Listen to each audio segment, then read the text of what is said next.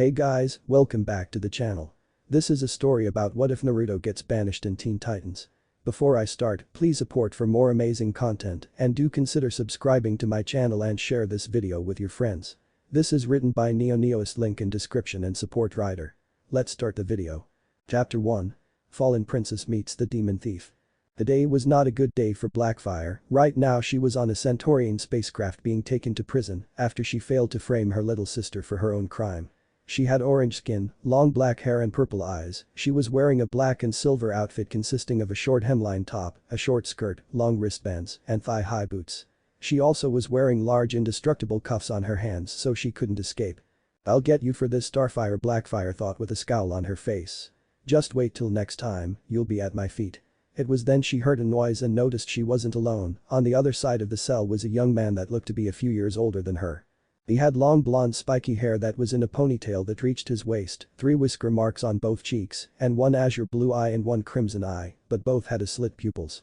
He was wearing a long black trench coat with a orange 9-tailed fox on the back with orange lining on the inside, blood red t-shirt with a large number 9 on the front, black pants and black and orange runner. He was also wearing the same kind of cuffs she had, which lead her to believe the Centaurians picked him up not too long before her. He just sat there relaxed like he was going on some sort of trip. "What's on your mind, miss?" the man asked as he made eye contact with Blackfire. She stared at him for a few seconds and then turned her back to him. "Don't be like that, why don't you tell me what's going on in that pretty head of yours? I've been told I'm a great listener." Blackfire remained silent and kept her back to him. The man then let out a sigh. "Well, how about telling me what you did to the Centaurians to end up here?" "I stole the Centauri moon diamond," Blackfire replied without looking at him. The man gave an impressed whistle. "Man, all I did was steal some Centaurian tech, took out some guards, and stole one of their ships," the man said with a smile. "But stealing the Centauri moon diamond, now that's impressive." Blackfire then growled, "I shouldn't even be here, it should be my goody two-shoes sister." "Ah, good old sibling rivalry, want to talk about it?" the man asked. Blackfire remained silent. "How about this, I tell you about my past, and then you tell me about this issue you have with your sister, deal?" Blackfire thought about it. She didn't want to even talk to this guy, let alone tell him her past, but something told her this guy wasn't going to shut up anytime soon. She figured she would let him tell her his past and not tell him her past. She glanced behind her and nodded to say they had a deal. The man grinned. "Alright, well, I come from a backwater, underdeveloped planet in an unknown sector of space. The planet has very little technology and uses swords and kunai were the main weapons." Blackfire turned to look at the man to hear his story better. She was now wondering how someone from such an underdeveloped planet is now on a Centaurian spacecraft. However, the people of the planet are able to use an energy called chakra. This energy is in every living thing on the planet. The people can use this energy to make and use attacks which they call jutsus. This caught Blackfire's attention, as Tamaranians could absorb ultraviolet rays to them use as attacks. The planet has 2 sets of rulers. The countries are ruled by feudal lords called daimon, and the hidden villages are ruled by kages. The police of the planet are shinobis or ninjas that operate out of the hidden villages. I came from one of those many villages. I came from the self-proclaimed strongest village called Konohagakure no Sato or Hidden Leaf Village. I graduated as the dead last of my class when I was 12 years old. I got stuck on a team with a emo trader, a cyclops scarecrow, and a pink-haired banshee. I stayed on that team for almost a year, then the emo trader decided to leave the village to gain power for revenge. After that, a legendary shinobi decided to take me on a training trip to make me stronger for an upcoming threat. I was gone for 2.5 years, and I didn't get much stronger in that time. When I came back, I found out that the banshee was trained by a legendary medic I knew. Over another year I fought the upcoming threat, which I found out was a group called the Akatsuki. I managed to take out the leader of the group after he destroyed my home, and I was named a hero in my village." Blackfire frowned at this. She now had a small hate for heroes now for what the Titans did to her. However, that didn't last long. The current leader of the village at the time was in a coma, and the village council named a village elder named Danzo as the new leader. He managed to turn the village against me and get me banished from the country. It was after I left my village that my world changed.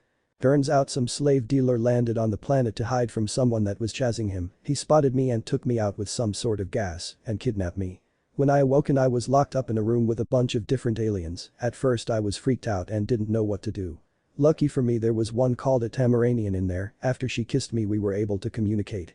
This shocked Blackfire hearing a Tamaranian was on a slave ship. Tamaranians were warriors and wouldn't go down easy. "Now that I think about it, you look similar to her." Anyway, she told me where I was and what was going on. She also told me a bit about space, different life on planets, and different worlds. My mind was blown to say the least after hearing all that. I don't know how long we were on that ship for, but while on it I managed to gain more power from something within me. Blackfire caught what he was saying, he had some power inside him, and while on the ship he was able to tap into it, this made her curious as to what this power was. With my new power I could easily escape, but I had no idea how to fly the thing, so I decided to wait till we land to make my move. Also when I got my new power I found out two things. 1. Who my parents were and 2. The man I saw as a grandfather had betrayed me. My former grandfather figure had put a loyalty seal on me since he feared I would leave the village or worse destroy it for how the villagers treated me. He did it to try to keep his word to my parents. Although it was for a somewhat noble reason, he had still betrayed me and I won't forgive him for that. The seal broke when I gained my new powers and I was finally free. Blackfire could see the hurt in his eyes of being betrayed by some close to him. Then came when a member of the group called the Justice League came and caught the slaver and saved us. I think he was called Green Lantern, I'm not completely sure, he managed to get everyone back home, well except me. Since I didn't know what my planet was called he had no idea where to take me. Since I could pass for an Earthling he took me to Earth to start a new life, which was fine with me since I didn't even want to go back to my home planet. I kept my powers to myself just in case, I didn't want him using me as a weapon. Once I got to Earth and he left I used one of jutsu I know called Cage Bunshin, Shadow Clone, to go learn everything they could about the planet, people, languages, and places. In a year I was able to learn all the popular languages, famous cities, the Justice League, and people with powers that were called metahumans. I tried to be a hero in some towns and cities, but it always ended in me being put in some prison for metahumans. Over 2 years I spent time in Iron Heights Penitentiary, Belle Reve and Alcatraz Island, but nothing longer than a few months due to me escaping or being released on good behavior. I eventually gave up trying to be the hero and became a thief, just stealing what I need and a few things I want. I didn't want the Justice League coming after me. The more Blackfire learned about this man, the more she started to like him. He was almost like her in a lot of ways. Soon more aliens came to Earth and I was able to get a ship and explore different planets and learn about different technology. For 2 years I was visiting different planets, stealing different tech, and that's what has brought me to this point. Wait a moment. You left out a lot of info, Blackfire said as she wanted to learn more about the man. What was this power you tapped into? Who were your parents? Which planets did you go to? What kind of tech did you steal?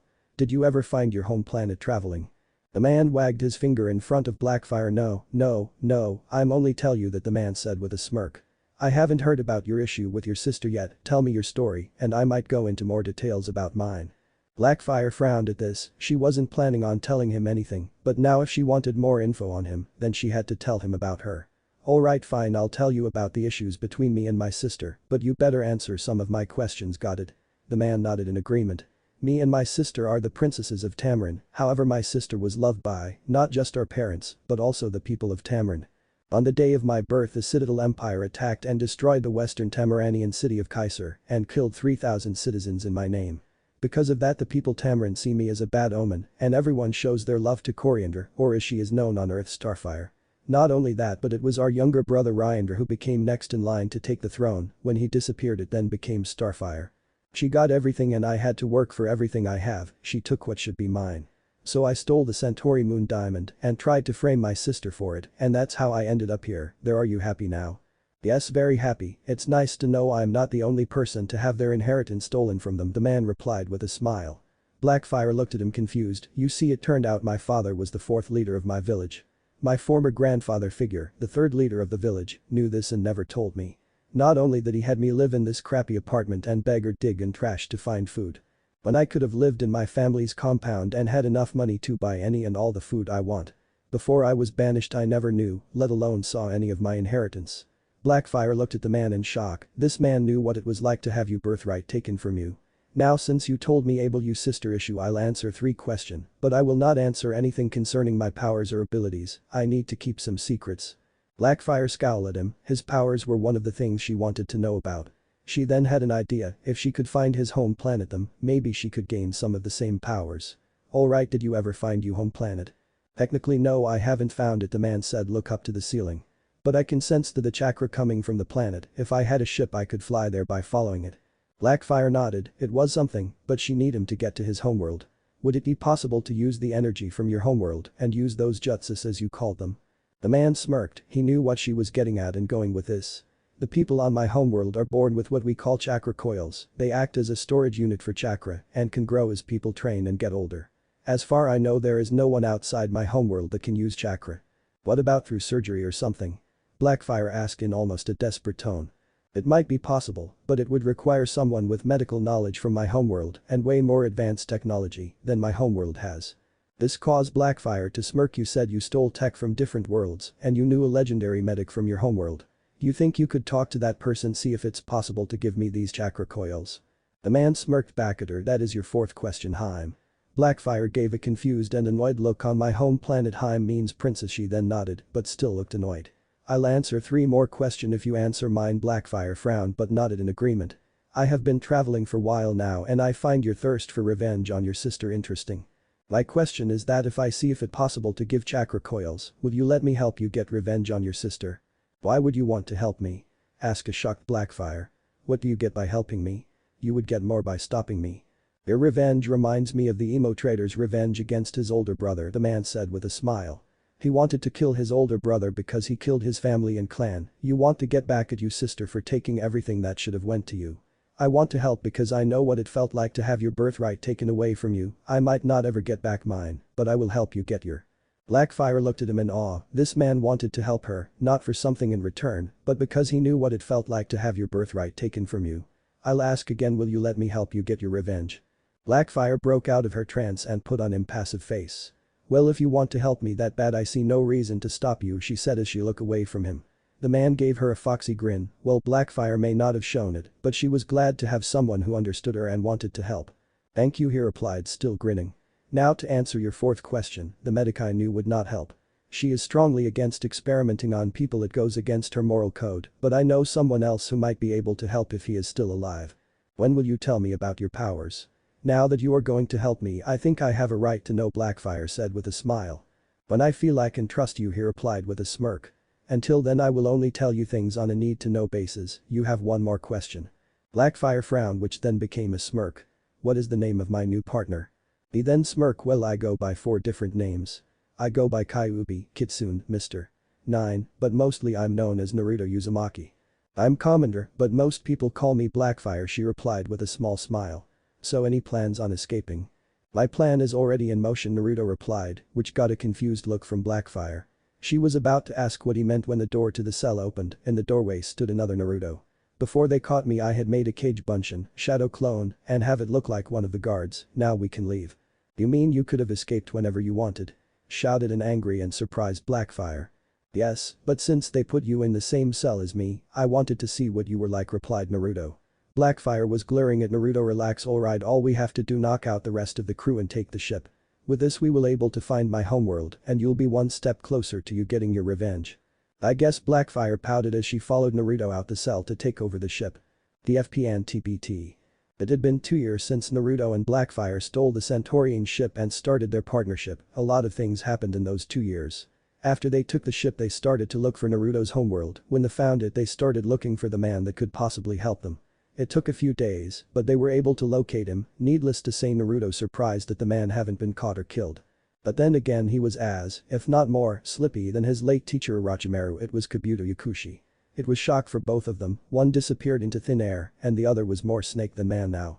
The meeting was started with the two attacking each other. However, Blackfire was able to stop them by hitting them both with a black bolt. She then explained why they were there and looking for him. Once she was done, Kabuto then threatened to inform the Akatsuki if they didn't do what he wanted. Blackfire was about to punch him into next week when Naruto spoke up. He told him about all the advanced technology he had seen. He made an offer in that if Kabuto helped them, then not only would Kabuto get technology that was far advanced than anything on the planet, but also blood samples of different aliens and people with power to use for whatever he wanted. As Kabuto thought it over, he realized he would be a fool to not take the offer. With all the advanced technology, he might be able to do the one thing his late master was never able to: become immortal. Kabuto took the offer and agreed to not tell anyone about knowing or seeing Naruto. Naruto then told Blackfire what it was he had inside of him and then told them both about how it no longer exists. As he told them what happened and what he was now, Naruto thought about his last meeting with the Kyuubi as he told them. Flashback. Naruto's mindscape. Naruto stood in front of the Kyuubi no Kitsune in pure shock over what he just heard. I'm sorry, could you repeat that? Naruto asked. I said the Haki no Fukin Shiki, a trigram sealing style, is turning you into a Hanyu, half demon, the Kyuubi replied. But why? Almost crying, Naruto asked. Because you mortals were never meant to absorb our demonic chakra, the Kyuubi replied. Just using a tailed beast chakra damages your weak bodies, what do you think was going to happen? The Haki no Fukin Shiki, a trigram sealing style, has been taking my demonic chakra and adding it to your own, but that's all it's doing, it's not changing it or anything. With all the chakra the seal has been absorbing into you and you have been taking from me, it is turning you into a Hanyu, half-demon. It was bad enough the Kyuubi just told him the truth about his parents and about the loyalty seal the third put on him, but now this. Did my father know this was going to happen?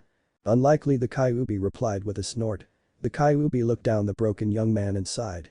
Look kid, ever since you've been kidnapped I've been pouring more of my chakra into you though the seal to speed up the process. Why?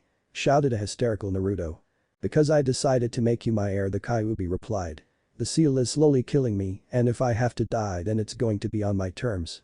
Listen Naruto, I don't like you, but you have just learned that you were forced to be loyal to a village that despised you, but now you have the freedom to start a new life on a new world. Naruto stood there with his head down as tears fell down his cheeks. I'm sorry Naruto, but this is how things are, grow strong to live up to the title of the heir of the Kyuubi no Kitsune. Why? Asked a sad Naruto. I've lost my friends, my home, my world, even my way of life, and now I'm losing you. Why am I being forced to be alone? Listen to me Naruto, the Kyuubi said as he got to eye level. I've been with you for 16 years and if I learned anything about you, it's you will find and make more precious people and not be alone. You are able to connect with people, so don't worry about being alone because knowing you, you won't be alone for very long. Naruto gave the Kyuubi a sad smile. Thank you Kyuubi. Since you are going to be my heir I will tell you my name, it's Kurama, the Kyuubi now known as Kurama said with a small smile. Goodbye Kurama. Goodbye Naruto and good luck. Then flashback. Not too long after that the Kyuubi died and Naruto became a Hanyu, half-demon. His appearance didn't change that much, all that happened was her pupils became slit, one eye turned crimson, and he grew blonde with reddish-orange tipped fox ears and tails. Since he was the new Kyuubi he did have 9 tails, but he could choose to hide and show them whenever he wanted. All his senses were heightened and now he could sense chakra, no matter how far or well someone hid it. Naruto wondered why he was still aging, but figure it was most likely because he didn't have that much control over his new powers. Despite being a Hanyu, half-demon, for a few years he hasn't trained to use his new power. After telling Kabuto and Blackfire what he was, he expected them to try and kill him. He was very shocked that both of them didn't care, he was glad to find some people who would accept him, even if it was a criminal princess and a crazy snake man. But the technology Naruto brought, Kabuto was not only able to rebuild a Togeker, but make it so strong it became the 6th big hidden village. Officially someone else was named the Nide Motoukage since Orochimaru was the Shodai, but unofficially the Nide Motoukage was Kabuto. While the other larger villages didn't trust the village or its Otoukage due to its history, many smaller villages made treaties and alliances with it. The Togeker became the most technologically advanced village in elemental nations, the only place that came close to have anything as advanced as a Togeker was the Land of Spring. Kabuto was approached by the Akatsuki to join them, but Kabuto turned them down. Zetsu had tried to sneak into a Togeker, however, with all the advanced technology, Kabuto was able to have a barrier around the village that stopped Zetsu from getting through. Over the 2 years Kabuto and Naruto had become friends, not best friends but good friends. As a sign of friendship Kabuto gave both Naruto and Blackfire Oto hit I-8 and told them they are welcome in the village anytime. In the elemental nation, things were a little more chaotic than people wanted. Kurigakure, Kumagakure, Iwagakure and Sun Agakure had all formed an alliance to go against the remaining Akatsuki and if they need to Konohagakure. Tsunade eventually recovered and was furious when she heard that Danzo convinced the Fire Daemon to banish Naruto and tried to take back leadership of the village. Unfortunately Danzo stayed in power when he had the backing of the Fire Daemon. Danzo was not happy about the situation either, he had planned to capture the banished Naruto and turn him into a weapon for Konohagakure. However when Naruto disappeared Danzo was furious that he couldn't go through with his plan. Now Konohagakure had no weapon and had all the other villages as their enemy. Not only that, but when word got out about Naruto's banishment many villages, including Sunagakure, broke or cut off all alliances with Konohagakure. Konohagakure was now in economic downfall, even the Fire Daemon was starting to think Danzo couldn't run the village properly. As for the Akatsuki, Tobir as he was going by now Madara Uchiha, did plan to go to war against the other villages, but since the location of the Kyuubi was unknown and the Hachibi well guarded, he decided to wait to do that. With most of the Akatsuki members dead, Tobi started having C rank, B rank, and A rank missing nin join the Akatsuki. Most of them were only allowed to join just so they could locate the Kyuubi vessel, the organization had become a shell of its former self. Toby also found Pain's aka Nagato's body and took one of his Rinnegan eyes, but he had to fight and kill Conan to get it. Toby was also able to get Sasuke and his team, Team Taka, to join the Akatsuki. However, later on that proved to be a mistake. Sasuke had tried several times to go after the Hachibi by himself, and without being ordered to, he also had tried to go to Konohagakure after it was rebuilt to try to destroy it and kill Danzo. Every attempt for both failed and ended with Toby saving him from getting killed or captured. As for Blackfire, she spent the 2 years helping Naruto stealing anything Kabuto might need to help make her or the village stronger. However, not only did they steal tech, they also had to kidnap some people to use them as test subjects for Kabuto. They gave him a lot of different species of alien, as well as some Tamaranians. They were the test subjects to see if it was possible to give Blackfire chakra coils. While Kabuto did experiments on the Tamaranians, Blackfire was already coming up with a plan to get back at her sister. She was going to go back to Tamarin and forcibly take the throne. She also was going to make a deal with the ruler of Drenthax, Bugurtskletch, a disgusting blob-like creature. For letting him marry Starfire, he would give Blackfire the Jewel of Charta, an artifact which would increase her powers and make her virtually invincible. She didn't want to wait to see if Kabuto could give her chakra coils, so she started to get things ready for her plan. As for Naruto, he kept his end of his deal with Kabuto. Naruto traveled to many planets to get tech and blood samples to give to Kabuto. He also went back to Earth to make some bases on the planet and get some blood samples from the supervillains and if possible superheroes. It was when he was trying to get a sample of some of the prisoners in Arkham Asylum when he met Amanda Waller. Now Naruto was no supervillain on Earth, but that didn't mean he didn't become friends with some. He met them either in the short time he spent in prison or he would help them steal something. Just to name some of his friends, they were Catwoman, Cheshire, Deathstroke, Deadshot, Harley Quinn, and Poison Ivy. He did hear about Amanda Waller and her Suicide Squad from Deadshot and Harley Quinn. While Amanda started the meeting by threatening to throw him into a cell so deep he wouldn't see daylight for years, Naruto saw this opportunity. Naruto offered to be part of her Suicide Squad whenever she wanted and do mission for her when she need him.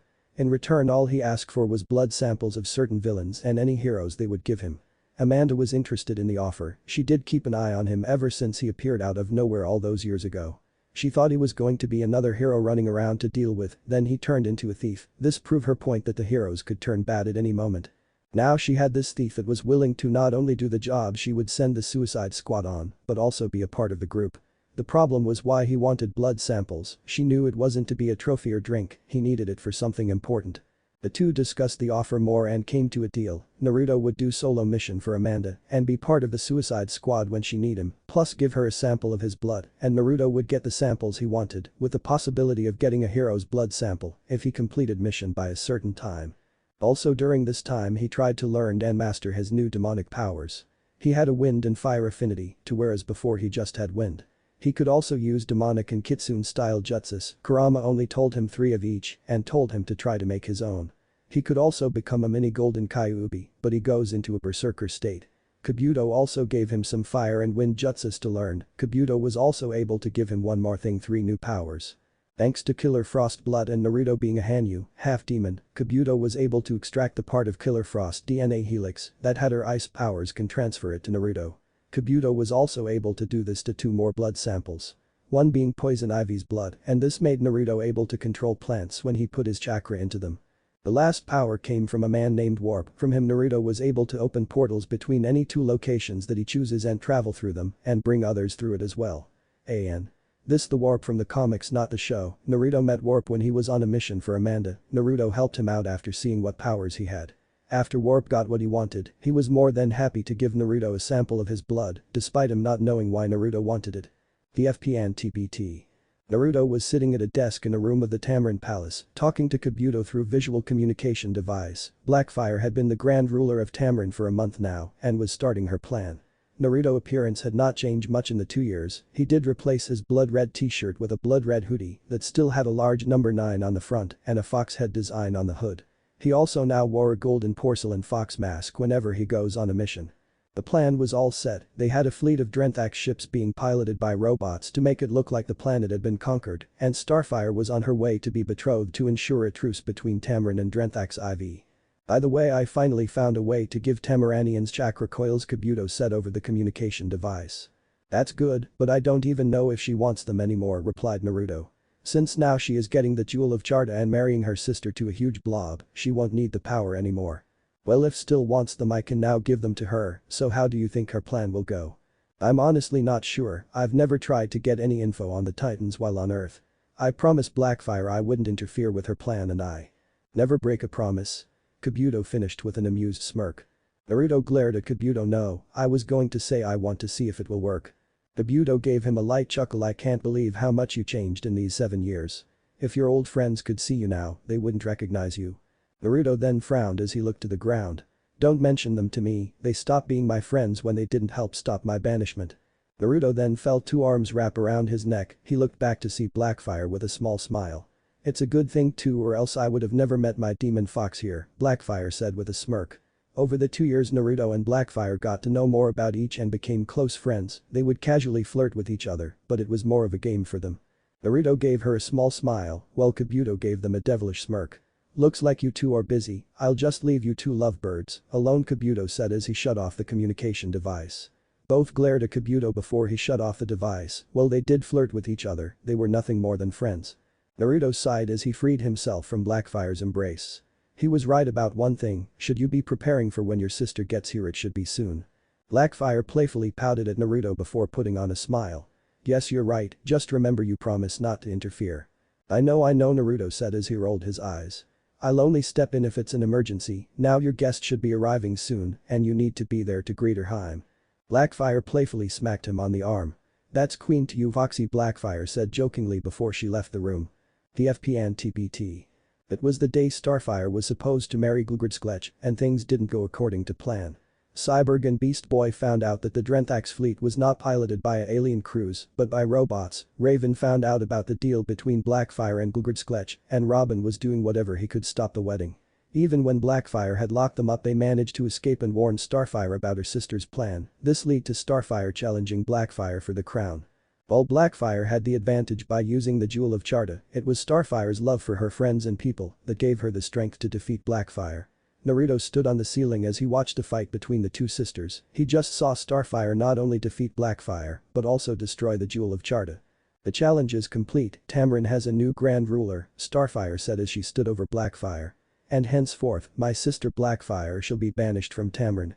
Blackfire had a look of complete and utter shock. Banished? Are you joking? Where I'm supposed to live?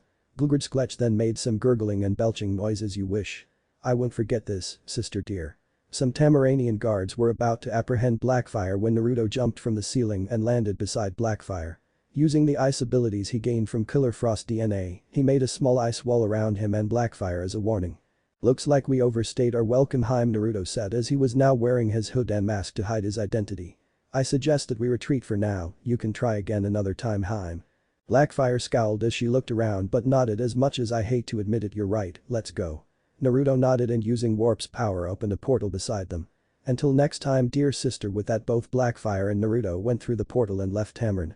TFPN TBT. The Titans were watching all of Tamarin celebrating their new Grand Ruler, Starfire's adopted father, legal guardian, and caretaker, Galfor. However, the Titans weren't in a celebrating mood, although they not only stopped Blackfire's plan, but also saved Starfire. Their minds were on the mysterious person who saved Blackfire. Dude, who was that guy? Asked an excited Beast Boy. The guy came out of nowhere and then made all that ice, and then made that strange portal and then disappeared. I don't know, Robin said with a frown. But one thing for sure, he was working with Blackfire and that's not good. I had talked to Galfor about the strange man, Starfire said with that sad expression. He came with my sister when she arrived, all he did was stay in the room my sister gave him when she became the ruler. He never talked to anyone other than Blackfire and she was the only one allowed to enter his room. Also, I could sense a dark energy coming from him, Raven said with a frown. From what Starfire just told us, he had been here long before we came, but the strange thing is I couldn't even sense him until he showed himself. This caused the boy wonder to frown. The portal power he had never seen, but the ice powers reminded him of Mr. Freeze. When we get back home I'll run a search of all known criminals, Cyborg said as he stood in a thinking pose. His appearance looks pretty unique. How many people wear a golden fox mask? Friend Cyborg, what does Heim mean? Starfire asked with a confused look. That was what the strange man called my sister. Cyborg started looking on the computer on his arm. The only reference on getting is from the Japanese language. Apparently in Japan the word Heim means princess. This got wide eyes from all the Titans.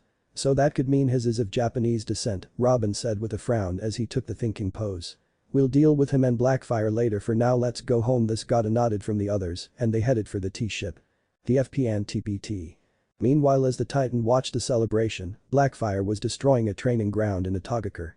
Naruto had took them there since he knew Blackfire would be in a foul mood and would want to destroy something. Naruto and Kabuto stood there with bored expressions as they watched Blackfire destroy the training ground while any Odo shinobis and civilians stayed far away. I know I told you that you guys are welcome back to the village, but that doesn't mean you can destroy it, Kabuto said with bored tone. Naruto sighed and started to look around. He could see the people in Atogakure either bow to him, greet him, or smile and wave at him. Since Naruto was the one to give and teach Kabuto the new technology that helped rebuild the village, he was seen as a hero. I saw 2 reasons why your plan failed. Do you want to hear them? Naruto asked as he looked back at Blackfire. Blackfire stopped destroying the field and looked at Naruto. She had a scowl on her face, but she gave a small nod. The first was your arrogance, Naruto said in a serious tone. You believe that you are the better fighter simply because you are older and underestimated Starfire. That was how she beat you. Blackfire's eyes glowed purple with rage. Well, she did know that was true, she would never admit it. She didn't like it when others pointed out her weakness no matter who they were, and right now she was about to knock Naruto onto a different planet. The second reason was her friends, Naruto said in hopes it would save him from getting beat down by Blackfire. This slightly lowered Blackfire's rage as she had a slightly confused look on her face. Yes, they revealed her plan to Starfire, but she didn't think that made such a difference. As long as her friends are nearby, she will find the strength within herself to take on any opponent. Her strength increases when she has the support of her friends or they are in danger. If you keep them out of the picture, then she won't be able to tap into her inner strength. This actually made sense to Blackfire. Without any kind of support from her friends, Starfire was weak. So what, I should make a team like the Titans? Have them take care of her friends while I defeat Starfire? Blackfire asked as her rage disappeared. That might work. Temeranian's powers are fueled by emotions, Kabuto said as he thinks of the situation. We have a problem with that plan, Naruto said as he leaned against a wall. If we get any super villains to help us, then the Justice League might come after us. We can't use the kids from the old HIVE school, since they don't have the best track record of defeating the Titans. Who are we supposed to get to help? What if they weren't known criminals? Kabuto said with an evil grin. This caused both Naruto and Blackfire to look at him confused. I sure you can find some shinobis that could help you take out these Teen Titans. There's no way any shinobis on this planet are going to willingly help a alien and Hanyu, half-demon, Naruto said with frown. Who said anything about willingly? Kabuto said with a smirk. All you have to do is find the shinobis you want and I simply put a loyalty seal on them. Hearing that made Naruto unconsciously rub the place where his loyalty seal was. Will they be strong enough to handle the Titans while I deal with my sister? Asked Blackfire. Kabuto shrugged. If they are not to your liking, I could always fix that with an experiment or two. Both Kabuto and Blackfire looked towards Naruto to get his thoughts on the idea. Naruto noticed this and sighed. I said I would help you, Haim, even if it means capturing and enslaving a few shinobis, Naruto said in a tired tone. Blackfire smiled at him, while Kabuto grew a smirk on his face. Then I suggest you find the Uzumaki clan's mask storage temple that is located somewhere on the outskirts of Konohagakure and get the Shinigami mask, Kabuto said as he started walking away. Okay, 3 questions, said a confused Naruto as he followed him and being followed by a curious Blackfire. 1. What is this Shinigami mask? 2. Why do I need it? And 3. What are you planning? First, the Shinigami mask is a mask that allows you to summon the Shinigami, Kabuto said as they walked through the village. Second, you'll need the mask to free the souls of 4 previous Hokages from the Shinigami stomach. Thirdly, I'm planning on teaching you a jutsu that could help you in your fight against these Teen Titans. Naruto suddenly had sick feeling in his stomach that he wasn't going to like where this was going. And what is this jutsu that you want to teach me? Asked a nervous Naruto, while Blackfire was also interested in what this jutsu was. Kabuto looked back to look at Naruto. He had an evil gleam in his eyes. I want to teach you Ito Tensei. Chapter 2. Aftermath. Otakage's office, Atogakure. It was the next day after Naruto and Blackfire returned to Atogakure. They were in the Otakage's office with Kabuto trying to come up with what to do next. Kabuto, who wore a maroon-colored cloak with a hood designed to resemble a serpent's head, although he changed from the man he was before, he still wore it as a keepsake. Before I help you pick out some shinobis to capture, I need to know a little bit about these Teen Titans, Kabuto said as he sat in the Otakage's chair. Honestly, I don't know much about them, replied Naruto from the opposite side of the Otakage's desk with Blackfire. I was more worried about the Justice League. Blackfire would know more than I do. There are 5 members in the Teen Titans, Blackfire said with a frown. There is a tall half-man half-machine boy named Cyborg, a small green boy that can change into any animal called Beast Boy. Then there is a gloomy magic user girl named Raven, my sister Starfire, and lastly the leader of the team who uses gadgets and a staff as weapons, a boy named Robin. Robin is the only one I know something about, Naruto said when heard the boy wonder's name. He was the sidekick to one of the founding members of the Justice League, Batman. Batman is known as a master detective and martial artist, so I would think Robin would not only smart but also master martial artist. Kabuto nodded as he wrote all this down. Let's start with this cyborg, Kabuto said as he didn't even look up at them. What attacks or weapon does he use and does he have any weakness? He uses his strength and this arms that can turn into sonic cannons, Blackfire replied. Since he has a body made up of entirely robotic systems granting him superhuman strength, resilience to damage, a cannon built into his arms that can shoot sonic blasts, and numerous other gadgets built into his body. However, he has the same weakness as machines, his body could be rewired, short out, or even run out of power if he doesn't recharge. So perhaps Raiden, lightning release user would be best to use against him, Kabuto said sat back in his chair.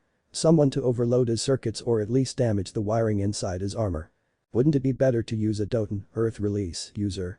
Naruto asked. He is mostly a robot and like any robot, it will break if you hit it hard enough or with something hard and or heavy enough.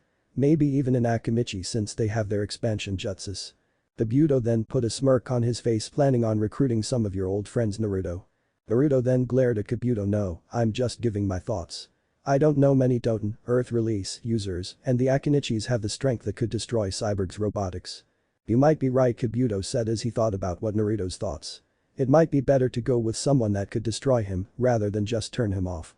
Meanwhile, Blackfire sat there mostly confused. She could understand the words they were speaking but couldn't follow their conversation. Naruto had told her more of his past, but he never used their real name. He just used insulting nicknames he made for them. I have a couple of people in mind, Kabuto said as he started to write some things down. Let's move on to this beast boy so he can change into just animals. Yes, and that's all he can do, replied Blackfire. He's not very bright, likes to play pranks, jokes around, is loud and annoying, and has tons of energy. Blackfire failed to notice the look and smirk Kabuto gave Naruto and the death glare Naruto gave Kabuto when she finished. Since you said he wasn't smart, then maybe a Genjutsu expert, Kabuto stated. If he is not that bright, then his mind might be weak. Someone who uses Genjutsu would be perfect. Unfortunately, I only know one Genjutsu expert, Naruto said until his eyes widened. Wait, I remember back when I was 12 I helped save a Genjutsu user, her name was Yakumo Kurama. It's too bad there aren't many Uchiha around, their Sharingan eyes made them masters at Genjutsu. I'll look into her to see if she would be a good choice as well as something else, Kabuto said while lost in his thoughts. How about this Raven girl? I'll deal with her, Naruto spoke up before Blackfire could say anything. I may not know what kind of magic she uses, but I do know I sense a demonic energy coming from her. I'm the best choice to go against her, besides if you do teach me Ito-tensei, then it won't be just me fighting her. Both Kabuto and Blackfire nodded in agreement to Naruto theory. Alright, that takes care of her, and Blackfire is taking on her sister Starfire, Kabuto said as he wrote more things down. Then that just leaves this Robin boy. Well, he is a master detective and martial artist like his former mentor, Blackfire replied. He is also a master at hand-to-hand, tactician and strategist, and skilled leader. The weapons he uses are bird-earrings, collapsible bow staff, smoke bombs, grappling cables, electric discs, and explosive discs. As for weakness, the only one I can think of is that he has feelings for my sister. If he's like Batman, then he hates losing, being outsmarted, and can be obsessed about things, Naruto added. I'm not sure who would be best, Kabuto said in thought. Maybe a Taijutsu expert, but then there's all the weapons he uses. What about a Kenjutsu user? Asked Naruto. Konoha does have a few, but I remember this Shizuka girl from the Nadeshiko village was a skilled Kenjutsu user. Kabuto nodded in agreement. Yes, that's a good suggestion. Kumagakure and Kurigakure also have some skilled Kenjutsu users, I'll see what I can find. Also, I want you to look for a possible medic, stated Naruto, earning a confused look from both Kabuto and Blackfire. Just as a precaution, I'm a Hanyu, half-demon, so I won't die that easily, but the others might not be so lucky. Both Kabuto and Blackfire nodded. I'll keep a lookout for one, Kabuto said as he wrote some more things down. I do have someone in mind though, I just need to find said person, Kabuto muttered. So what's this I hear about you finding a way to give me chakra coils? Asked a smirking Blackfire. I have two ways actually, Kabuto replied with a small frown. The first is an experiment to give you chakra coils is by slowly pouring someone else's chakra into you through seals and putting it in a man-made chakra pathway system. This system will be made from the wood of the trees that we use to make chakra paper. Since the roots are organic matter, they should not harm your body. This process will take a few days to do since I have to surgically implant the man-made system and then slowly transfer someone else's chakra into you so it doesn't kill you. Theoretically it should work and this process has a 50% success rate. What's the other options? Naruto asked as he didn't like the sound of the first. Kabuto stood up, walked to the window to look out over the village, and sighed. The second is to seal a tailed beast into Blackfire, Kabuto replied in a tried tone. The room became deadly quiet, both Naruto and Blackfire looked at Kabuto in shock. But Naruto told me the only tailed beasts that weren't captured were the 8 tails, and Blackfire stuttered, breaking the silence. Naruto, who is technically is the 9 tails, Kabuto finishing Blackfire's sentence. Both then turned their heads to look at Naruto. Naruto however lost his shock expression and replaced it with a calm one on. Any chance we could free one from Toby? Asked Naruto. Kabuto shook his head, Naruto, then closed his eyes to think. Naruto's expression became one of anger, then went back to calm, he opened his eyes and let out a sigh. I'm guessing the 8 tails is well guarded. Kabuto nodded. Then for now let's drop the subject, Naruto said in a cold tone. One of my Kage Bunshin, Shadow Clone, on Earth just informed me that Waller wants to meet me. For now just focus on finding people for the team, once we have the members we'll come back to this and maybe I'll have come up with something by then. Naruto stood up, opened a portal using Rap's power and left. Kabuto and Blackfire stayed silent for a minute after Naruto left, it was Blackfire who broke the silence. He really didn't like that idea, I don't think I've ever seen him that mad. Kabuto sighed, honestly he took it better than I thought, I was sure he was going to hit or at least attack me for suggesting that. Naruto is my friend and I don't want to hurt him, but he knows how badly I want to get revenge on my sister. I will do anything for that, even if it means having a demon sealed in me. You misunderstand why he's angry, Kabuto said, earning a confused look from Blackfire. Right now he thinks that I just want to seal him away and you are going to force me to seal him into you so you can have chakra. But I would never, like I said he's my friend, Blackfire stuttered. Kabuto gave Blackfire a serious look. Yes I know that, but even though the 3 of us have been through a lot, Naruto is still unsure if he can trust us. Yes he knows we are his friends, but we both know what his friends did when he was banished. Blackfire then scowled as she looked down, she realized that Naruto would have a hard time trusting people because of what he had been through. Let him cool off for a bit, when he comes back we'll explain to him that we aren't trying or going to betray him.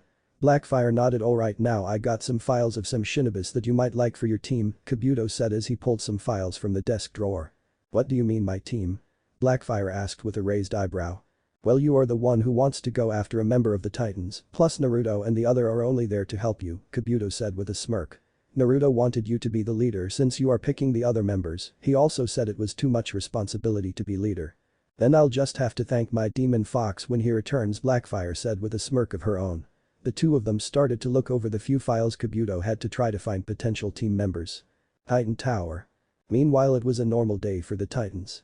Beast Boy and Cyborg were playing a video game, Raven was reading, Starfire was cooking Tamaranian dish or at least trying to, and Robin was on the computer. Robin was trying to get as much info on the mysterious person who saved Blackfire. Everyone come to the control room, Robin said over the T-communicator, although none of them want to go, they knew they had to go.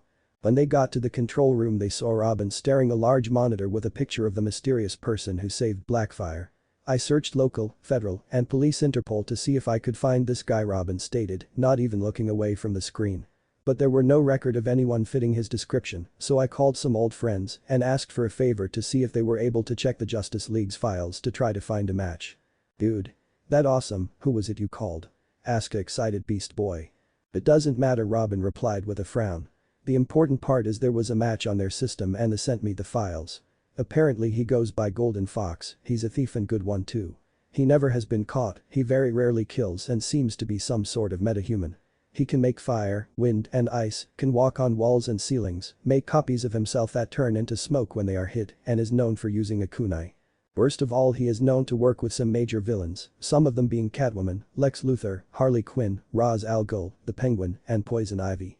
However, all those time he seemed to be hired by them to steal one thing or another, keeping the title of thief, and no one has seen his face. Great, just what we need, another mask-wearing Psycho Cyborg said with a huff. And the Justice League hasn't been looking for him, why? Asked a bored-looking Raven. They have, but every time they corner him, he either somehow disappears, turn into smoke, or use that portal-making ability, replied Robin. So why did this Golden Fox help my sister and call her this Heim? Asked a confused Starfire. I'm still working on that, replied Robin. Maybe she hired him for a job, but then that raises the question, why didn't he help Blackfire earlier? What is the connection? Not to mention the dark energy I sensed coming from him, Raven mentioned to add to the list of unknown. Yes, I forgot about that, Robin said as he narrowed his eyes to the picture of Naruto. That seems to be something the League doesn't know about. Who are you and what are you planning? Robin thought as he tried to solve the mystery about this thief. Bowler's office. Amanda sat in her chair as she read over some reports. She was waiting for her guest to arrive. Amanda Waller was a large African-American woman with short-cut hair. She wore a purple female business suit with a white shirt under the jacket. You have a solo mission for me or is it with the Suicide Squad? A voice asked throughout the room. Naruto body, with his hood and mask on, phased into sight and startling Amanda. How many times have I told you not to do that, said annoyed Amanda, to which Naruto just shrugged. Anyways, it's a solo mission. I need to have some of my people that work in Project Cadmus moving to a new location. Some members of the Justice League are getting close to finding its location. What the job, you want me to help them move the stuff? Asked Naruto. No, I need you to make a breakout at a prison, replied Amanda. The League will be too busy catching the escaped convicts to bother my people. By the time they catch all the escapees they will be in their new location. Alright, sounds simple enough, which prisoner does it matter? I honestly don't care which ones, but you need to cause a breakout to 3 prisons. Alright, I can do that, what's my time limit this time? Cause 3 breakouts in an hour and a half and you'll get another hero's blood sample. Naruto nodded in agreement and went through a portal to start his mission. Hanahagakure, BBQ restaurant. Man. I'm not going to describe what the rookies look like, just imagine them in their Shippuden outfits. As Blackfire and Kabuto looked for members for Blackfire's team, the former rookie Ten and Sai were having lunch, although none of them seemed to be enjoying it. Man, I can't believe how much it costs just to get lunch here now, Choji said as the food was brought to the table. Due to the economic downfall, most, if not all, store in Hanahagakure had to raise their prices. Many stores and restaurants had to close up and leave to try again in another village. What do you expect? No village wants to trade with us, and people aren't hiring Konoha Shinobis anymore, Tenten stated to the large bone man. Things were a lot better when he was around, Kiba said with a sigh. At that moment it became deadly silent, the others at the table either gave a worried look to Hinata Sakura or glared at Kiba. Although Shikamaru didn't do either, he just sighed and started to light up cigarette. Both Hinata and Sakura had a depressed look on their face with tears coming from Sakura's eyes. Great going, dog breath. You got them both depressed again, Ino whispered to Kiba with a glare. You know what? I'm sick of us not about this, Kiba shouted in rage. We always avoid talking about Naruto ever since he was banished. Well, I'm done avoid this subject. When he was banished not one of us did anything to help him, we all stood around and let it happen. You know the worst thing is, at the time I was thinking Danzo was making the right choice as well. However, now I'm wondering what the hell I was thinking that day, and every day I hate myself for not helping him 7 years ago. You do bring up a good point, Kibaniji said in a calm tone. I too remember having the same kinds of thoughts you had when Naruto was banished, now looking back I'm wondering why I had those thoughts. I had the same thoughts as you both as well as Stoic, Shino commented. Did the rest of you have the same thought when Naruto was banished? Shino asked the others, to which they all nodded. Wait, so we all had the same thought at the same time Naruto was banished? Ino asked. How is that possible? It is weird, Tenten said as she thought for a moment. I remember hearing a lot of Shinobis saying something about regret a few days after Naruto was banished, maybe this was what they were talking about. Maybe we were all caught in a genjutsu? Lee asked. On Lee, there is no way there is a genjutsu powerful enough to control us without us knowing, Tenten replied.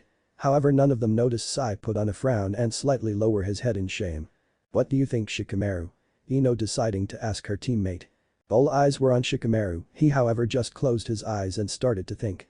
Troublesome, right now there are too many unanswered questions, Shikamaru replied in a lazy tone. Why did we all have the same thought when Naruto was banished? Is it possible there is a genjutsu that powerful, and if there is, were we or are we under its effect? Right now I'm thinking of something more troublesome. What is it, Shikamaru asked Choji. I don't know how to explain it, replied Shikamaru. It's just I have this feeling in my gut, something big is starting and I don't know if it's good or bad for us. El Reeve Penitentiary. Naruto was sneaking around planting paper bomb on certain walls in all prisoners' cell. Even though he could do something more flashy, he decided to go for stealth.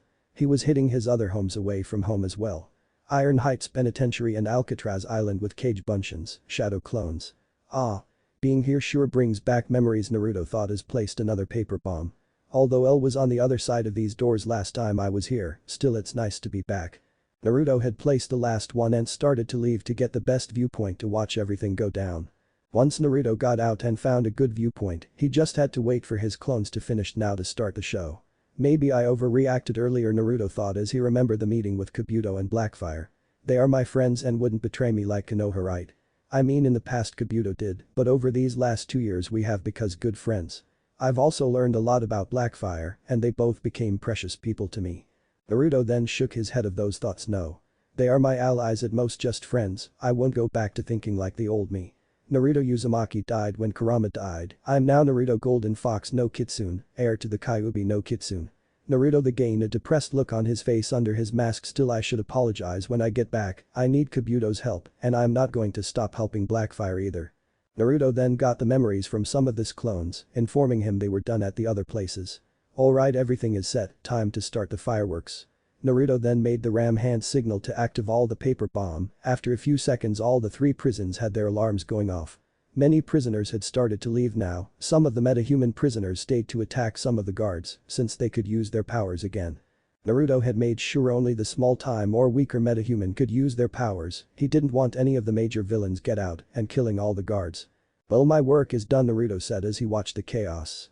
Time to report to Waller and get the blood sample I earned. Naruto then opened a portal and went through.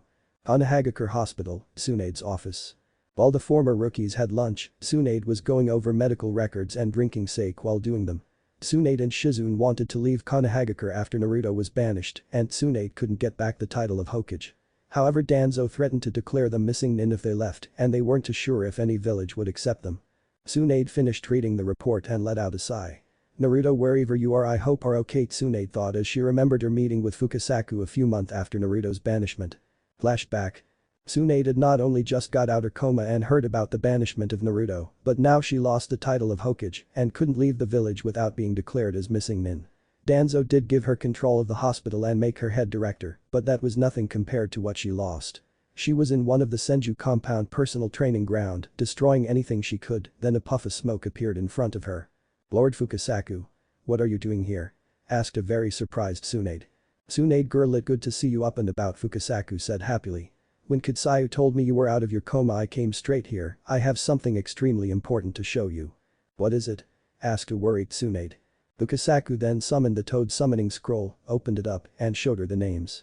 Look here, Fukasaku said as he pointed to the blank spot beside Minato Namika's name. Naruto boy's name is no longer on the scroll. Tsunade's eye widened in horror. You means he's Tsunade said in a shaken voice. No, I believe he's still alive, Fukasaku said in firm tone. If Naruto boy had died then his name would have turned black like the others. That isn't the case here, his name was removed so he can't summon any of the toads. The only ones that can do that is me, Ma and Gamabunta, and none of us would have done that to the poor boy. Then how did his name get taken off? That is the mystery, Tsunade girl. With his name now gone we can't even reverse summon him to Mount Mamboku. Speaking of which, why didn't you do that when Naruto got banished? Tsunade asked with a raised eyebrow. Fukasaku lowered his head in shame. By the time we heard what happened to Naruto boy it was too late, Fukasaku said in a depressed tone. Once we did hear what happened we tried to reverse summon him which didn't work, we then checked the scroll and saw his name was gone. So not even you know where he is, Tsunade stated in a depressed tone. Correct, but I know he's alive and will return one day, Fukasaku said in a confident tone which gave Tsunade hope. Then flashback. Fukasaku left the toad summoning scroll with Tsunade to make sure it didn't fall into the wrong hands. Tsunade did tell the rookies' former teachers and Shizune about the meeting and to keep an eye out for Naruto whenever they were out of the village.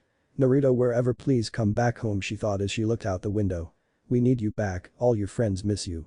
Konoha needs its ball of sunshine back. Without you this place has become a dark and depressing place. Please come back home to Konoha soon, Naruto. Bowler's office. The portal opened in the middle of the room. Amanda then saw Naruto walked out of it and walked towards her desk. 1 hour and 5 minutes, I knew I should have only given you an hour, Amanda said with a smirk. Well, you didn't, so whose blood are you giving me? Asked an emotionless Naruto. Amanda opened one of her desk drawer and pulled out a test tube of blood. This is a sample of Wonder Woman's blood, one of my secrets medics acquired after one of her fights. She then tossed it to Naruto hoping he wouldn't be able to catch it. Unfortunately for her he was able to catch it. Thanks, an emotionless Naruto replied. I was hoping to get Superman's blood, but I'll take what I can get. You haven't earned that much of my trust, Mr. Uzumaki, Amanda told him with a smile. I'm sorry, what name do you like to go by now, Naruto? Kyuubi, Kitsune, Mr. 9, or by your newest name, Golden Fox? You can call me which one you want, it doesn't matter to me, replied Naruto. I just glad you were able to delete my old criminal record and keep it clean, it makes my job a lot easier. As long as you don't betray me, I'll continue to help you, Mr. Uzumaki. You would be wise to remember that Amanda told him in a serious tone. Naruto nodded to show he understood, opened a portal and went back to Otagaker. Otakage's office, Otagaker. Blackfire and Kabuto were still discussing and going over files of different shinobis when portal opened up and Naruto came out. The three of them looked at each and fell into an awkward silence, with what had happened earlier popping back into their minds. So have you found any members yet? Naruto awkwardly asked as he removed his mask. Yeah, Guren is who she picked to take on Cyborg, Kabuto awkwardly replied as he handed her file to Naruto. Where can I find her? Naruto asked in a calm voice. She lives on the outskirts of a small village in the land of spring, Kabuto replied as he handed him a map. I'll be back with her, Naruto said as took the map. He put his mask back on, opened a portal and was about to go through when Blackfire stopped him. Wait, Blackfire shouted with her hand stretched out to him. Naruto didn't turn around. Look, about what happened earlier today, we're not trying to get rid of or use you. You're our friend, we know you might have a hard time believe or trust us, but it's the truth. She's right, Naruto, Kabuto spoke up. All I was doing was telling you the ways I know right now to give Blackfire chakra coils. I wasn't telling Blackfire to let me seal you into her or me tell you I want you gone. As much as I hate to admit it, you changed me in these last 2 years. Before I was all about work and capturing Sasuke, but now I joke around and have fun once in a while. Kabuto then put on a sly smile. Besides, if I wanted to seal you away I would have done it by now. This comment earned him an elbow to the gut and a glare from Blackfire. Naruto let out a sigh and took off his mask as he turned around. I'm sorry for overreacting as well, Naruto replied in an exhausted tone. You're right, I do have a hard time trusting people after what Konoha did to me, and I do see you guys as my friends and trust you. For now let's put this behind and focus on getting members for this team. Both nodded in agreement. Alright, now that we got all the sorry out of the way, I'm going to go get us a new member of the team. Naruto again put his mask back on and went through the portal. Land of Spring. It was nightfall and Naruto had spent most of the day getting information on Guren from the villagers. Naruto did remember how he fought Guren in the past. Afterwards she left with Gozu and Yukimaru. From what Naruto could gather, after they parted ways, Guren and her group started a new life here. They had been living here happily until they were found by some of Danzo's roots agents. They tried to force Guren to go to Konohagakure to use her as breeding stock. Gozu and Yukimaru gave their lives to protect Guren. The roots agents were chased off by some Suna shinobis that were in the area. This happened about a month ago. The villagers became worried since Guren only comes out to go to Yukimaru and Gozu grave. That was where he was right now. Their graves were not too far from Guren's home. Guren was also there, kneeling in front of the graves with a dead look in her eyes. She wore a green kimono that, at one time, was beautiful, but now, was dirty and slowly turning black. It looked like it hadn't been washed for days, had several holes, and tons of stains. Guren herself had her hair down that now went to her waist. She wore no makeup, her skin was pale, and had bags under her eyes to indicate she hasn't slept for days. Naruto stood a few feet behind her, and she didn't notice him, or she just didn't care. The two of them died to protect someone they cared about, Naruto said in demonic voice. He didn't want Guren to know who he was yet, since he wasn't sure how she would react to a Konoha shinobi.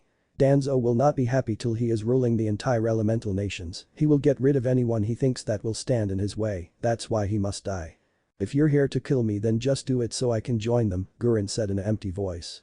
I didn't come to take your life, stated Naruto. My friend is looking for shinobis to join her team to battle her sister's team. I'm here to recruit you. I'm not interested, now buzz off, she replied in the same empty voice. If you join us and help my friend get her revenge on her sister, we'll give you the power to kill Danzo and avenge those you lost. No thanks, now get lost. Naruto let out a frustrated sigh. He didn't want to use force on her after he found out what she's been through. Naruto then got an idea. He didn't like it, but it might be the only way to get her to join willingly. What if I bring those two back to life so you can say your goodbyes?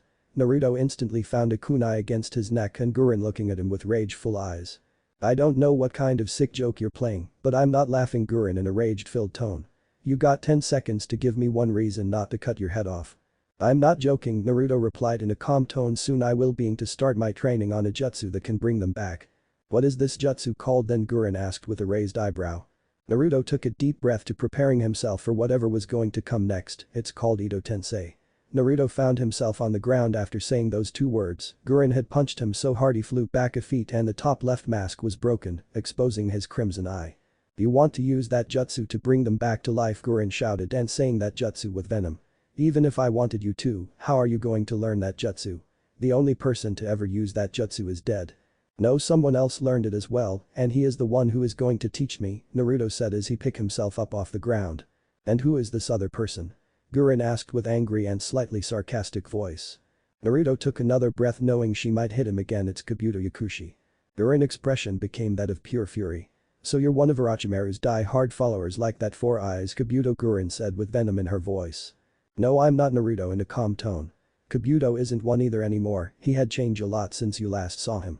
How would you know what he was like the last time I saw him? Gurren asked with the same venom in her voice. Because I was there, Naruto said in his normal voice. I know what it's like to be hurt by someone you trusted, I know what it's like to lose someone who is like family to you, I can help you move on and get a new start, Gurren. Naruto then reached up and removed what was left of his mask to show Gurren who he was. Danzo banished me from Konoha, so if you want I can even help you hunt him down, kill him. It's why you, Gurren stuttered in shocked and surprised voice. Yes, Naruto Uzumaki, the banished and missing Kyuubi Jinchuriki, Naruto said in almost sarcastic tone. Why would you join that snake, Kabuto? Gurren asked in the same shocked and surprised tone. He was the only one who could help me at the time, Naruto replied in almost sad tone. However, I had changed him over these last 2 years, he is no longer the sneaky bastard you knew. But we are getting off topic, if join my friend's team and help her get her revenge, and I'll use Ito Tensei, so you can say goodbye to them when I learn it. Look, I'm sorry for how I acted before, Gurren said in an apologetic tone. But no, I'm not going with back to that snake, I'm sorry. Gurren then started to walk away from Naruto. Gurren, I was honest with you because I knew a bit about you and what you've been through, Naruto said in a tried tone. I want you to come willingly, but if you continue to refuse I'll have no choice but to knock you out and have Kabuto put a loyalty seal on you. Gurren stopped dead in her tracks, she turned her head to look at Naruto to see him with a serious expression on his face. You aren't joking, are you? Gurren stated in a shocked tone. You really would do that? I don't want to against you, Gurren, but if I have to I will, Naruto said in an icy tone.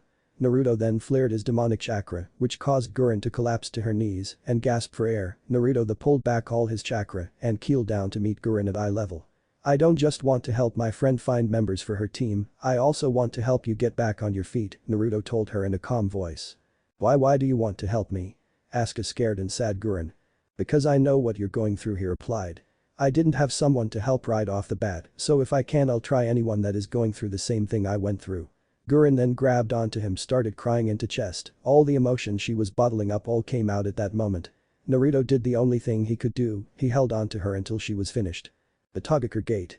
Naruto and Gurren walked out of the portal to appear in front of the gate to Togakure. Gurren looked up at the gate and felt a sense of nostalgia. She swore to herself she would never return here after she left Orochimaru, but at the same time this place was one of the places she called home. Gurren agreed to join willingly, but she would only take orders from him, and if Kabuto tried anything, then she could leave no matter what.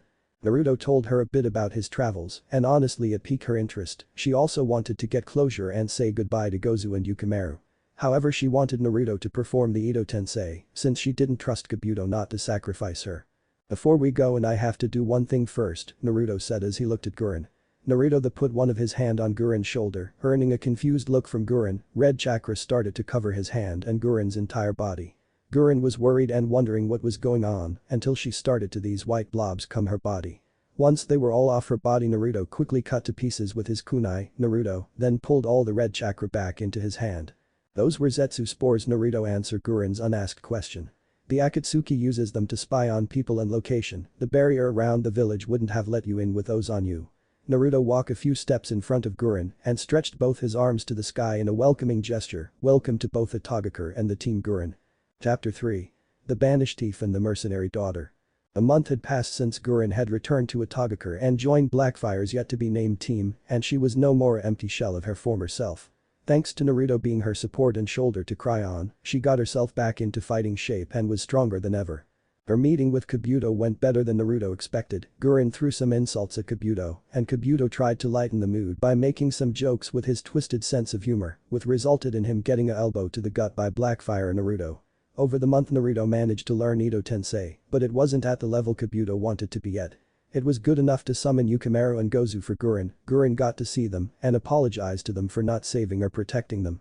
The two of them told her she had nothing to apologize for and that they were more than happy to die to protect her and wanted her to live and move on. After Gurren got her closure, she started to open herself more to people, instead isolating herself. Naruto also told her what he was and his stories on other worlds. At first Gurren was terrified of Naruto after learning he was the new Kyuubi, but those fears were washed away after talking and hanging out with him. Gurren also got to go with Naruto a few times when he went to steal tech from another planet for Kabuto or when he returned to Earth for jobs. However, this started to create a problem. Gurren started to follow Naruto anywhere she could and said she owed her life to him. She started to refer to him as Naruto-sama and started to become his shadow. This had caused Gurren and Blackfire to butt heads and have arguments.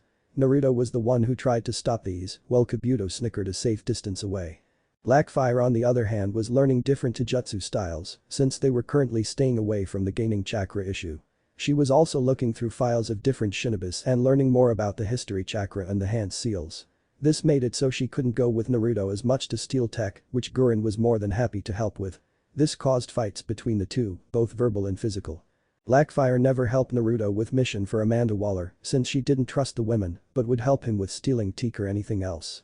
Blackfire was hating how Gurren was becoming a servant to Naruto and following him anywhere she could when she was only here to be on her team to fight the Titans. Kabuto was busy running the village behind the scenes and getting information from his spy network, as well as take enjoyment from the fighting between Gurren, Blackfire, and Naruto. His spy network was better than Jireya's due to the advanced technology. He had at least one spy in every village and/or country. This helped Itagakure stay on top of the other villages in Akatsuki. Naruto, however, had a stressful month. He was glad he was able to help Gurren get closure and her life back, but he didn't think she would fall back into her old ways and become his servant. This had caused several arguments between him and Blackfire, which would later turn into fight between her and Gurren, which he would have to break up. Kabuto was no help in department, but his spy network was a really big help. Not only was it the fighting, but he was also jumping back and forth between Itagakure and Earth. He would go back to Earth because Waller had some small jobs for him, or sometimes he would just go check up on some of his friends, which he saw no harm in telling them what he and Blackfire were planning. The most stressful thing was the people at Itagakure. While most just showed him respect or polite gestures, others took it a step further. Some other villagers saw him as the true Otakage, while others saw him as some sort of god with statues of him. Now Naruto wasn't sure if Gurren was the one who started this, but he was sure that she was one of his followers. While everyone in the village people referred him as Naruto, Naruto-sama or Kyuubi-sama, outside the village they referred to him as Golden Fox. Otakage office, Itagakure. Once again Kabuto had kicked the Otakage out his own office so he, Blackfire, Gurren and Naruto could have a meeting. Kabuto was still wearing his maroon-colored cloak. He sighed as he watched another argument between Blackfire and Gurren. It was funny to watch in the beginning, but it was now getting annoying. "I'm the leader of this team, you should be following my orders," not as Blackfire sneered at Gurren. Blackfire had changed her appearance in the month she has been there to fit in better, so she no longer wore her silver and black outfit. Now she wore a small black short-sleeve, open-zipper jacket over a fishnet mesh shirt. Under the mesh still her flex armor around her chest and stomach. She also had the same armor made into forearm guards that she wore and into the fabric and some shinobi fingerless gloves. She also wore black mini shorts, had leg guard made from the same flex mental that were over her thigh-high boots. "I owe my life to Naruto-sama, he is the only one I'll take orders from," Gurren replied with a sneer of her own. Gurren put her light hair back into the spiky ponytail with long strands of hair framing her face, but now she wore a red dress with long open-ended left sleeve and cut-off right sleeve, which had a black fluffy collar and black gloves. Under the dress she wore a tangerine one-piece suit and a black cloth with a picture of the Kyuubi on the ends of it tied around her waist. She wore this to show her loyalty to Naruto and in tribute to the previous Kyuubi. "You were brought here to be on this team, which I'm the leader of." Blackfire shot back at Gurren with a glare. "I was brought in to help you get your revenge, which I will do, I just won't follow any orders except Naruto-sama," Gurren replied with a glare of her own. Before this could turn into a fistfight, Naruto spoke up. "Enough. We are here to talk about who I need to grab to join this team," Naruto said as he released some demonic chakra. Naruto's appearance had changed as well, due to Gurren forcing him since she said, "Those clothing are not suitable for someone of your status." He now wore a black skin-tight sleeveless turtleneck under long blood-red zipper coat that had reddish orange fur trimming on the hood and sleeves edges and a large black 9 on the back. Black Anbu-style pants with black steel toe boots. He got his haircut to go just past his shoulders, fixed his mask, and still wore that and his hood while on missions. It was only missions did he wear a long-sleeve shirt armor that was made out of the same flex metal Blackfire wore. "Now let's get back to," Naruto started to say before he got a faraway look in his eyes. "This meeting will have to wait, I got someone that wants to meet for a possible job to do back on Earth." Naruto opened portal to go back to Earth. "You two stay here and figure out a way to stop fighting while I'm gone," Naruto said just before he went through the portal. Both Gurren and Blackfire glared at each other before leaving the office without saying anything, leaving Kabuto in the office by himself. "Alright, good meeting everyone," Kabuto said with a sigh. Underground cell, unknown Akatsuki base. One Sasuke Uchiha was chained up, had chakra restriction and suppression seals on him, and unable to move as he glared at the person who locked him up, Toby. Sasuke was wearing dark blue pants, over which hangs a blue cloth that covers him from his stomach to his knees and which he secures with a purple rope belt. A grey zippered, high-collared, short-sleeved shirt and blue wrist warmers, all underneath the Akatsuki cloak. Toby was now wearing a white mask with a purple tint that covers the entire upper half of his head.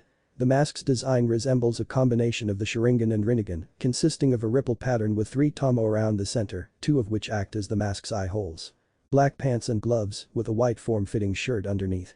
Over this he wears a purple, high-collared, long-sleeve mantle that splits down the lower half and has the Uchiha crest on the back. Around his waist he wears a simple, light purple obi and a belt. Strapped to his back is Madara's gunbai, now purple with black trimmings and black tomo, connected to a black chain that runs up his right sleeve. The two glared at each other with their eternal Manjikyu Sharingan spinning at each other. "You are becoming more trouble than you're worth, boy," Toby said in a deeper voice than what he did in the past. "Not only did you fail to kill Danzo at the Cage Summit and get me the 8 tails 7 years ago, but now you are risking my plans even by going after them when I didn't order you to. Before we do anything we not only need the location of the 9 tails, but also try to convince a Togakur to help us in the upcoming war." Sasuke scoffed, "We don't need that weak village and I'll find the dope on my own." The Togakur is not the same village you once knew, they have become much stronger in these past 2 years. As for the Kyuubi Jinchuriki, no one has seen him since he was banished, which leaves me to think the Jinchuriki was killed and took the Kyuubi with him. Which means soon the Kyuubi will reform anytime now. Then let me go destroy Konoha and kill Danzo for what they did to my clan. No. You already messed up my plans when you failed to kill Danzo the first time and capture the 8 tails. So until I need you, you will stay down here so you can't mess up my plans any further. You can't do this. I am Sasuke Uchiha. The elite of all the Uchihas. I demand you release me this instant." Toby released as much killer intent as he could. "Did you forget who you were talking to, child? I am Madara Uchiha, I who controlled the Kyuubi and also fought Hashirama Senju. If anyone is elite of the Uchihas it's me." Toby turned to walk away as Sasuke glared at his back. Once Toby walked out and locked the door, he turned to look in a corner. "Make sure that girl doesn't let him out," Toby said to the corner. Out of the corner a white zetsu came out of the floor. "Yes," Madara-sama replied the white zetsu before it disappeared back into the ground. "Soon the Kyuubi will reform and I'll be able to continue with Project Tsuki no Mi." Abandoned warehouse, outside Jump City. The person that wanted to hire Naruto for a job wanted to meet at an abandoned warehouse. Naruto didn't care where he had to meet his clients, and this place wasn't even on his top 10 of weird places to meet clients. When he got there he started to look for his possible client, he searched the whole building till he found the main office. The entire building was old, falling apart and covered in dust, but something stuck out in the office. The brand new laptop that sat on the dusty desk in the office, Naruto walked up to it and flipped it up to see it was on. "Hello Golden Fox, I'm happy to see you've taken my job," a feminine voice said from the laptop. On the screen appeared a teenage girl with long platinum white hair and pale peach skin. She had a grey-blue right eye, while her left eye was covered by a plain black eye patch. From what he could see she looked to be wearing some sort of white sundress. "I haven't accepted the job yet, I just agreed to meet you to hear what the job was," Naruto replied as he crossed his arms. "So why is it that I'm talking to you through a laptop and not in person, and who are you?" "I have my reason, and my name is Rose Wilson," the girl replied. "Wilson? Why does that name sound familiar?" Naruto thought as he tried to remember where he heard that name before. "Now as for the job, I want you to steal 2 things for me," Rose said as images of Red X appeared on the screen. This is a picture of Red X, a suit that Robin made and wore for a short time. Robin locked this suit away never to be used again, that was until it was stolen by an unknown thief. Now I'm sure Robin still has the schematics and blueprints for the suit on his computer, I want you to steal that information from the Titan Tower. "I'm not sure about this could mess up the plans I have with Blackfire," Naruto thought with uncertainty.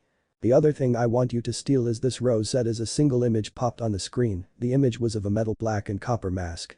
"This mask is in Robin's trophy room, I want you to steal this as well." "Now I recognize that name," Naruto thought with a wide-eye expression behind his mask. "Are you by chance related to a Slade Wilson?" "He was my father," Rose answered with a downcast expression. "He was killed by the Teen Titans a year ago." Naruto had a sad expression behind his mask. "I'm sorry for your loss," Naruto said in a disappointed tone. Your father was a strong and honorable man, while what he did for a living was questionable. I still considered him a good friend. Thank you, I know he consider you as a friend as well, maybe even as the son he always wanted, Rose said with a small smile. As much as I want to take the job, I have to ask how much will I get paid for this job? If you complete the job, your payment will be me joining your little team, Rose replied with a smirk. This caused Naruto to tilt his head to the side and have a confused expression on his face beneath this mask. I have heard through certain channels that you were making a team to defeat the Titans. If you get me what I want, then I will join your team and help you destroy the Titans. Naruto brought his hand up to the chin of his mask to think about the offer. We do need someone to handle Robin, she might be a better choice than grabbing a Kenjutsu user. If I do take the job and you join this team I'm building, what is it that you can do and bring to this team? I'm skilled in hand-to-hand combat, martial arts, and swordsmanship. I also have enhanced mental capacities, agility, reflexes, speed, stamina, and strength. I also have a limited precognitive visions ability. While I can't use this ability at will, the times it have worked, it has been accurate. Naruto stood there with a wide-eye expression beneath this mask. She could be what we are looking for to take on Robin, and maybe Kabuto can help her with that ability she has. Alright, I'll take the job, but I should tell you that I'm not the leader of this team, I'm just building it. It doesn't matter to me who is the leader, as long as I get revenge on the Titans for what they did to my father. You can use this laptop to contact me when the job is done. With it, the screen went black. Naruto let out a sigh before picking up the laptop and head towards the door. Why is it I'm surrounded by revenge-driven people? Naruto thought to himself. First was the emo trader, then Blackfire, then Kabuto, and now District's daughter Rose Wilson. Well, Kabuto is no longer revenge-driven, Gurin was the only person around me that didn't want to get revenge on someone. I'll worry about my personal life later, right now I need to think of a way to get the Titans away from their tower. Training Ground 23, at Togakur. Gurin and Blackfire were standing across from each other glaring at one another, around them were craters and pieces of broken pink crystal. The two of them tried to work it out like Naruto had wanted, but it turned into a battle. The fight ended a while ago, and now they were engaged in a never-ending stare down. I don't see why you have to follow him wherever he goes, Blackfire said with a scowl. Naruto-sama is my master, so it only right I go with him, Gurin replied with frown. He told you already that you weren't his servant, so stop following him around. I owe him for not only giving me closure, but giving my life meaning. I will do anything for Naruto-sama, all he needs to do is ask and I will do it. This caused Blackfire's scowl to grow and make her growl at Gurin. What if he asked for something the sexual variety, would you still do what he asks? Well, Gurin's expression didn't change, her cheeks had a small dusting of pink appear on them. If Naruto-sama asked something like that, then yes, I would. Hearing this caused Blackfire's eyes to glow purple with rage and made her growl. However, we both know that he would never do that, Naruto-sama has too kind of a heart to make such a request. Hearing that calmed Blackfire down a bit because she knew it was true, Naruto might not be exactly how he was when she first met him, but he was mostly the same. She had noticed that over the years he had become more wild, cold, and calculating in his plans. Not only that, he was slowly starting to become more destructive than he used to be. Blackfire took a deep breath before she tried to continue the conversation. Look, Naruto is getting sick of us being at each other's throats, so can we come to some sort of agreement? Like what? Gurin asked with a raised eyebrow. If you stop following him around all the time and deciding to go on missions that I won't go on, I'll. Stop acting like Naruto-sama belongs to you and deciding who can be around him, Gurin said as she interrupted Blackfire. Blackfire growled at Gurin a bit after hearing that, she didn't believe she acted like Naruto belonged to her. While Blackfire didn't believe that's how she acted with Naruto, she knew the only way to get Gurin to stop was to agree to her terms. Alright, I'll agree to those terms if you do, Blackfire said with a frown as she stretched her hand out towards Gurin. Gurin nodded and shook her hand to accept her terms of the agreement. They both stared at each other for a few seconds with a frown on their face before they both turned around and headed in opposite directions. Both were not happy with the terms and needed some time alone. Dump City.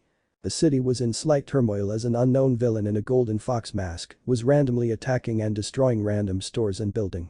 What people found weird was that he wasn't stealing anything or hurting anyone. Naruto had just finished chasing everyone out of place called Pizza Overlord and was watching them run down the street. As he did, Naruto started to make hand seals. The next thing Naruto knew, he used Kaiten. Kankakek no Jutsu, fire release. Great fireball technique on the people running down the street. Realizing what he did, he quickly created an ice wall between the fireball and the people.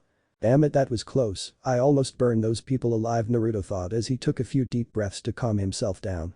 He knew that ever since Kurama died and he had become the new Kyuubi that his bloodlust and thirst for destruction had increased. Slowly he was starting to care less about the lives of people and wanted to cause more destruction.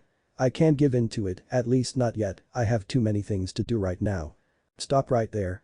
Naruto heard someone shout from behind him. Naruto turned around to see it was Robin with the other titans. It's you. What are you doing here? Robin demanded as he saw Naruto. Good, now that they are here I can start my plan, thought Naruto with a smirk under his mask.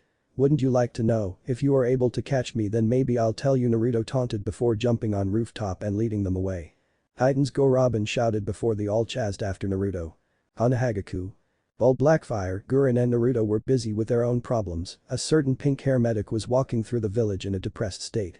While there were still people who saw Naruto as a demon, a majority of the village did see him as a hero because he saved them from pain. Many believed Naruto had died years ago, and that's why he hasn't returned, so many people would openly talk about good memories they had about him or state how they were glad the demon was dead. Hearing anything about her blonde-haired teammate always put Sakura in depressed mood. As she walked she heard someone call out to her. "Hello miss, are you alright? You seem a bit down," a local merchant asked her. Sakura looked at the merchant and he looked like any old merchant, except for he had a single bell hang from his straw hat he wore. "But nothing, just thinking about an old friend," Sakura replied in a sad tone. "Ah, you're thinking about the hero that was banished and is most likely dead," the merchant said in a calm tone. Sakura wanted to yell at the man for saying he was dead, but even she had believed he was dead by now and given up hope. "I have never met the young man, but I heard he was a great person. It makes me wonder what the young man would say now if he say his home like this." Sakura could feel the tears start to build up in her eyes, the only thing that were stopping them was the sound of the man's bell jingling in the wind. "Sakura, why didn't you help?" a voice asked from behind Sakura. Sakura looked around her and realized she was surrounded by darkness. "Sakura, why did you let them banish me?" Turned to look at who was talking to her, what she saw made her go pale. There was Naruto looking just as he did when he was banished, only his orange and black jumpsuit was now cut up and covered in blood. "And then Naruto?" Sakura asked in a shaky voice. "Why did you abandon me, Sakura?" Sakura looked to her left and saw another Naruto that looked just like the other. "No Naruto, I didn't abandon you," Sakura said desperately to the Naruto on her left. "How come you didn't come looking for me?" asked a new Naruto that appeared on her right. "I did. We all did. We searched everywhere for you," Sakura told the Naruto to her right. At this point she couldn't hold back the tears. "Was I just not that important to you?" asked another new Naruto that appeared behind her. "Was I just a demon to you?" No, Sakura put her head into her hat and started to cry, all while just repeating no as the Naruto asked her questions. She was brought out of this by someone tapping on her shoulder. "Excuse me miss, are you alright?" she heard a voice ask her.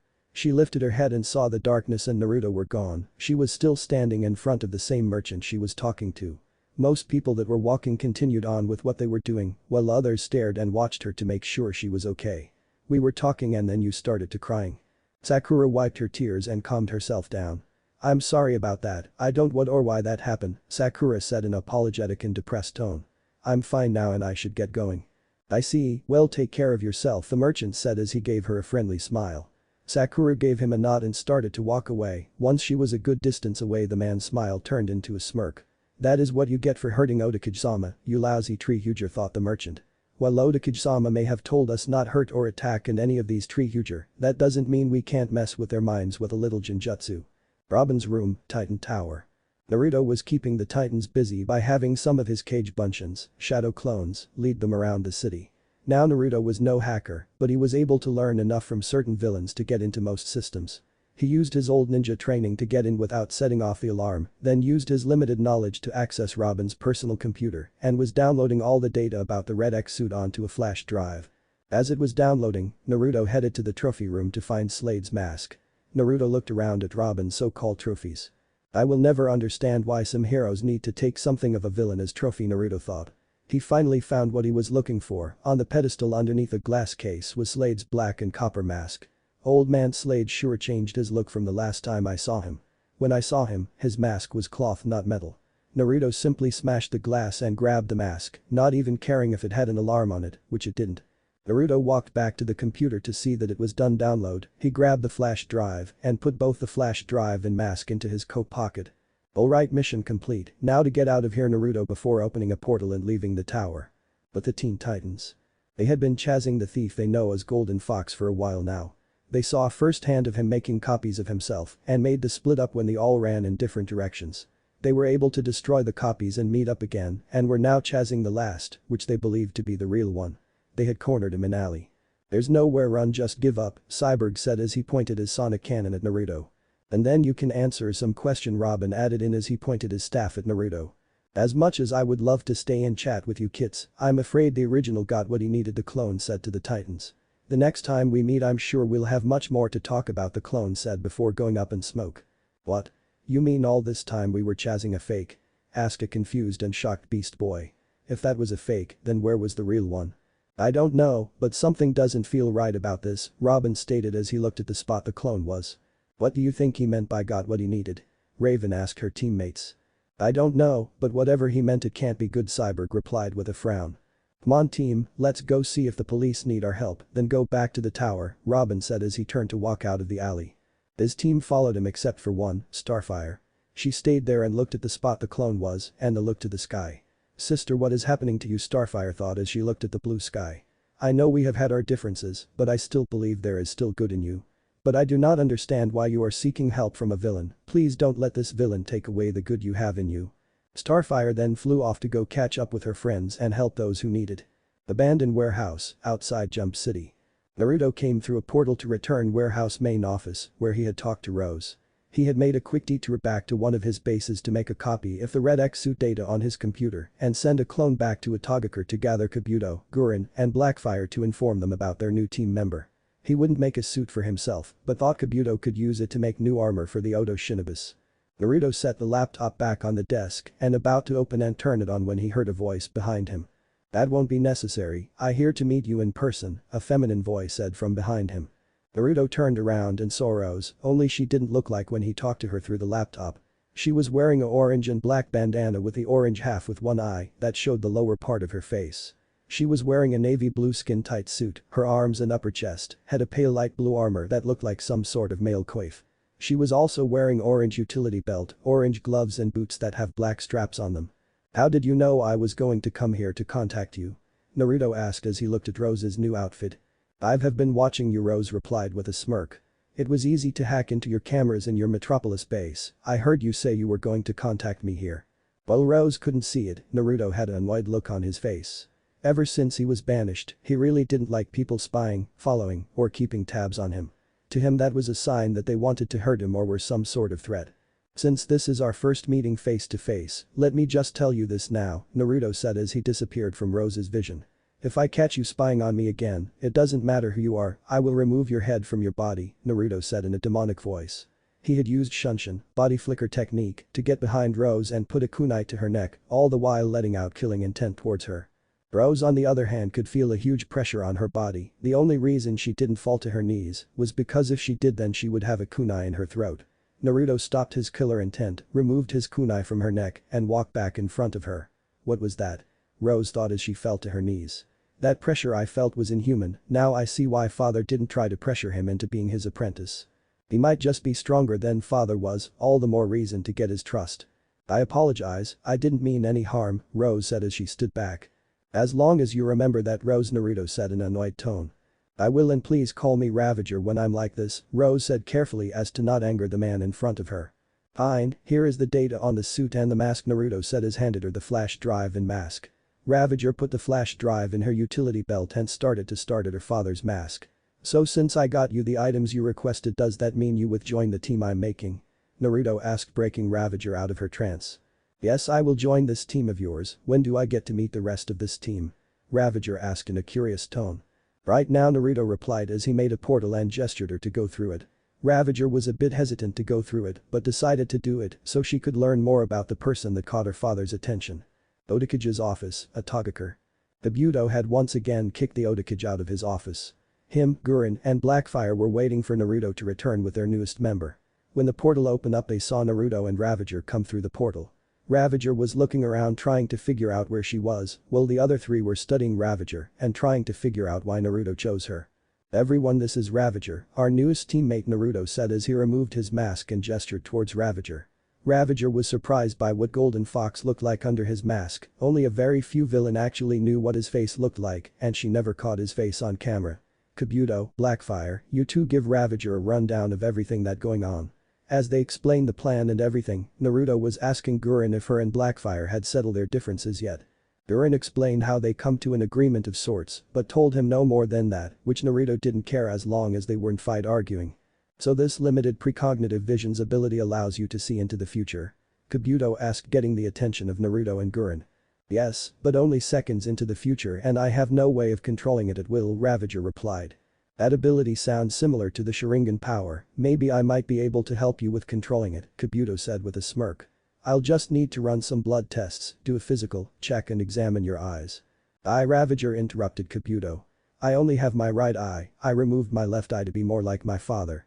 When they heard that, they all showed different expressions. Blackfire had a look slight disgust, Kabuto had a look of understanding, Gurren had a look of shock, and Naruto had a blank expression.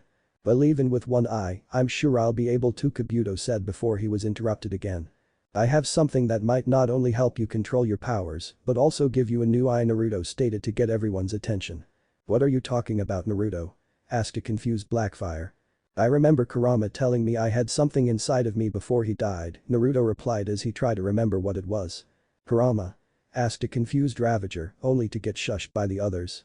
I remember what it was, Naruto said before he put on an evil smirk. Oh Itachi, you have just given me something that you probably regret now.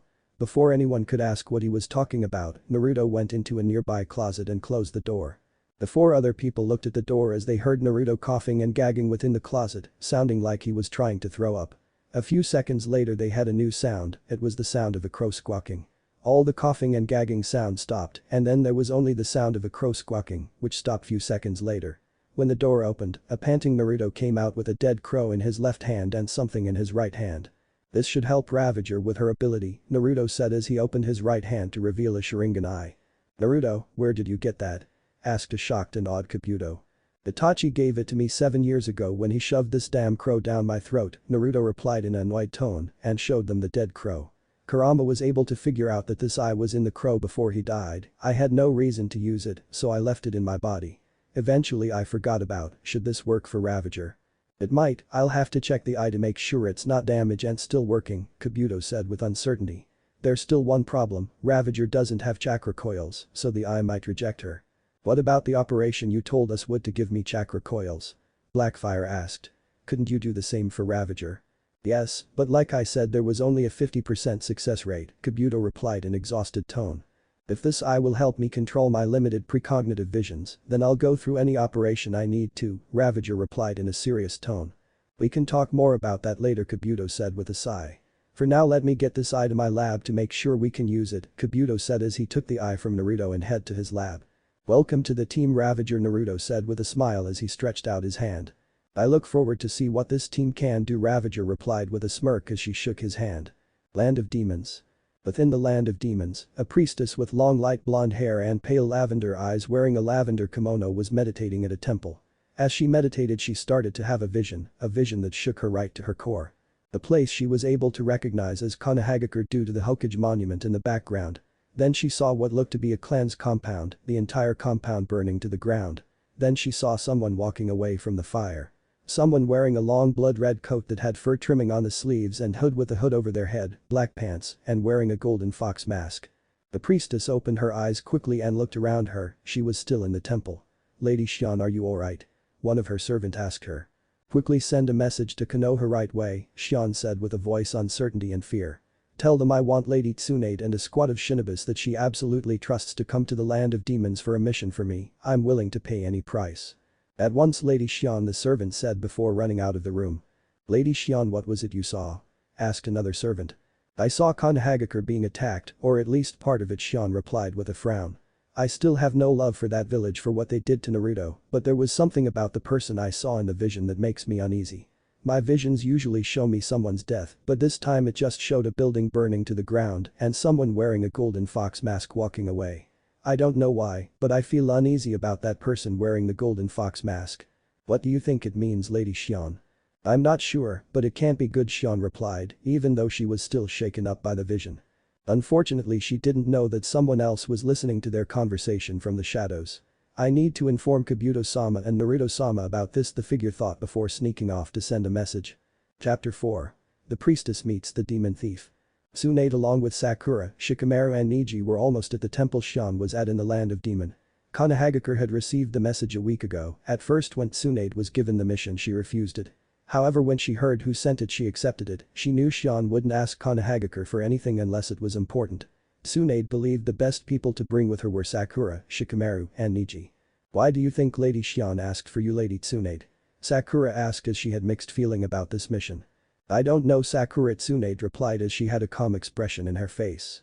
"It's no secret that Shion hates Konoha just as much, if not more, than every other country or village we had deals with. So for her to request a mission from us means something big is going to happen or it involves someone she believes is important." "Do you think she foresaw someone's death?" Niji asked as he remembered his last mission with her. "Whose death did she see last time?" Shikamaru asked in a confused tone. "Naruto," Sakura replied in a depressed voice. "Troublesome," Shikamaru said in a lazy and agitated tone. "Shikamaru, are you alright? Lately you've been acting differently," Niji asked with concern in his voice. Shikamaru sighed as both Tsunade and Sakura were now looking at him. "Do you guys remember when we all had lunch together and I said I was having a strange feeling something big was starting?" Shikamaru asked, getting a nod from Sakura and Niji. "Well, not only do I still have that feeling, but it's starting to make me think it's something bad for us. This mission is not helping. I got a feeling something bad is going to happen on this mission." "I hope you're wrong," Shikamaru, Tsunade said as she went back to looking in front of her. "We're only a few hours away from where Shion is, so let's focus on the mission." The other three gave her a nod and ignored Shikamaru's gut feeling to focus on the mission at hand. Atogakure.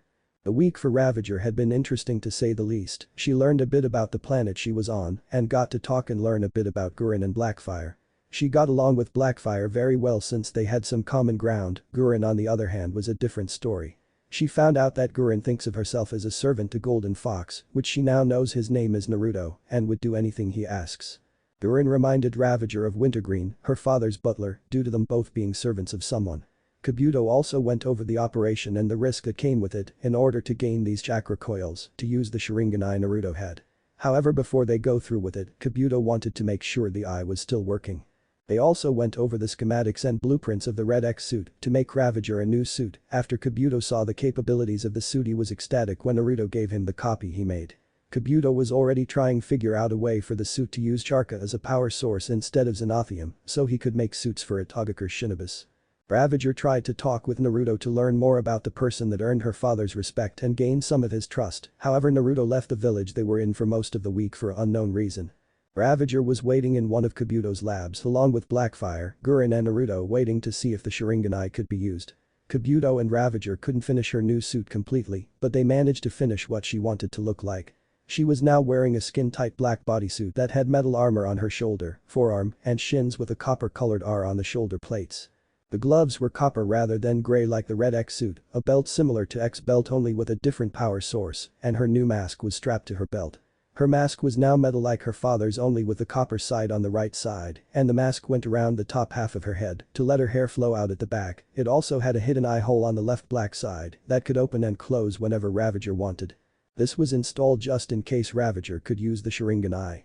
The suit's new power source came from one of Naruto's tech heists a while back. It was now powered with a substance called Sakuradite. Sakuradite was more stable than Zenothium but caused greater destruction if it explodes. All four of them were waiting in silence. That stopped when they saw Kabuto walked carrying a chart and what looked like a message of some kind. "I got good news and bad news," Kabuto said, calm tone as he looked at the group. "The good news is the Sharingan eye is in working shape and once Ravager has chakra coils, we will be able to transplant it." This got a smile from Blackfire, Gurren and Ravager, however Naruto frowned at this. "If that's the good news, then what's the bad news?" Naruto asked. Kabuto let out a sigh as he put on a serious face. "We might have a problem in the land of demon," he replied in calm but also concerned tone. "One of my spy there oversaid a priestess named Shion send out a mission to Konoha. I believe you know this person?" Kabuto asked, which he got a nod from Naruto. "Well, the mission is just a front. She requested Tsunade and a team that she trusts. The reason she asked for Tsunade is about a vision she had. The vision was someone that wore a golden fox mask attacking Konoha. This caused the girls to look at Naruto in shock and was making them think he was planning something behind their backs." Naruto closed his eyes and had a calm expression on his face. Internally he was seething. He didn't understand how Shion could have a vision like that. She only had vision of people's death. Also, this raised more question like why would he attack Konoha? Sure, he didn't like it anymore, but that didn't mean he wanted to destroy it. Naruto, is there something you want to tell us? Blackfire asked in a threatening tone, and she raised an eyebrow. Naruto opened his eyes and looked at Kabuto. When did she send the message and why am I just hearing about this now? Naruto asked in a demonic rage-filled voice. This caused Kabuto to take a step back in fear. She sent the message a week ago, Kabuto said in fear. The message came 4 days ago, but no one gave it to till today. That means Konoha Shinobis should be almost there, Naruto said still in a demonic voice. I'm going to the land of demons, you find out why we didn't get this message till today. Naruto remembered where Shion would be in the land of demons, he opened a portal and was about to go through when Blackfire stopped him. Hold it, Naruto. Blackfire shouted as she grabbed Naruto's arm. You aren't going anywhere till I get some answers. That's why I'm going there, to get some answers myself, Naruto said as he put on his mask. You three are more than welcome to join me if you want. Of course I'll join you, Naruto-sama, Gurren replied with a smile. Let me go get me weapons and I'll join you as well, Ravager replied before going off to get her twin katanas. While they may not have got the gadgets working for her suit yet, she was able to have a set of metallic red katanas made from a metal called orichalcum. It was one of the many metals Naruto came across while searching new worlds for new tech. You better not be doing this to get out of giving me answers, Blackfire replied with frown.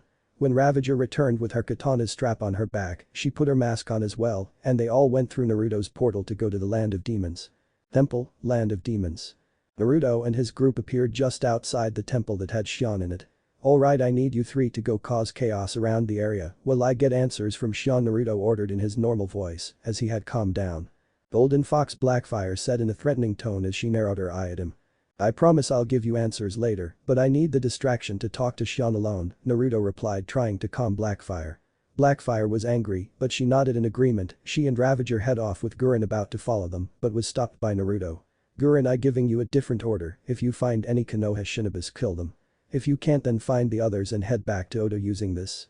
Naruto then put a strap with metal square with a button on it. This is a transporter that me and Kabuto designed based of the one from the Red X suit, right? It can only teleport people to Odo though. I understand, Golden Fox-sama, but why not tell this to Blackfire, and Ravager asked a confused Gurren. Because Blackfire hasn't learned what Konoha symbol looks like yet and I don't think she has killed anyone, Naruto replied. As for Ravager, again she doesn't know the Konoha symbol. She might have already taken a life since I know who her father was, but she isn't skilled enough to take out a shinobi yet. Gurren nodded in understanding and went off to follow her orders, while Naruto had to wait a bit for the girls to cause a panic. Titan Tower, Earth. While Naruto was looked for answer, Robin was doing the same. It had been a week since the Titans had their run-in with Golden Fox, now Robin knew what the fake meant by he got what he needed. When he got back he saw his computer was on, after noticing that he started to search his room. It was then he saw the case that held Slade's mask was broken and the mask gone. He then went to his computer to find if anything was missing. After looking through the files he noticed someone had copied all the files involving the Red X suit. After seeing that, Robin became furious that he didn't delete those files.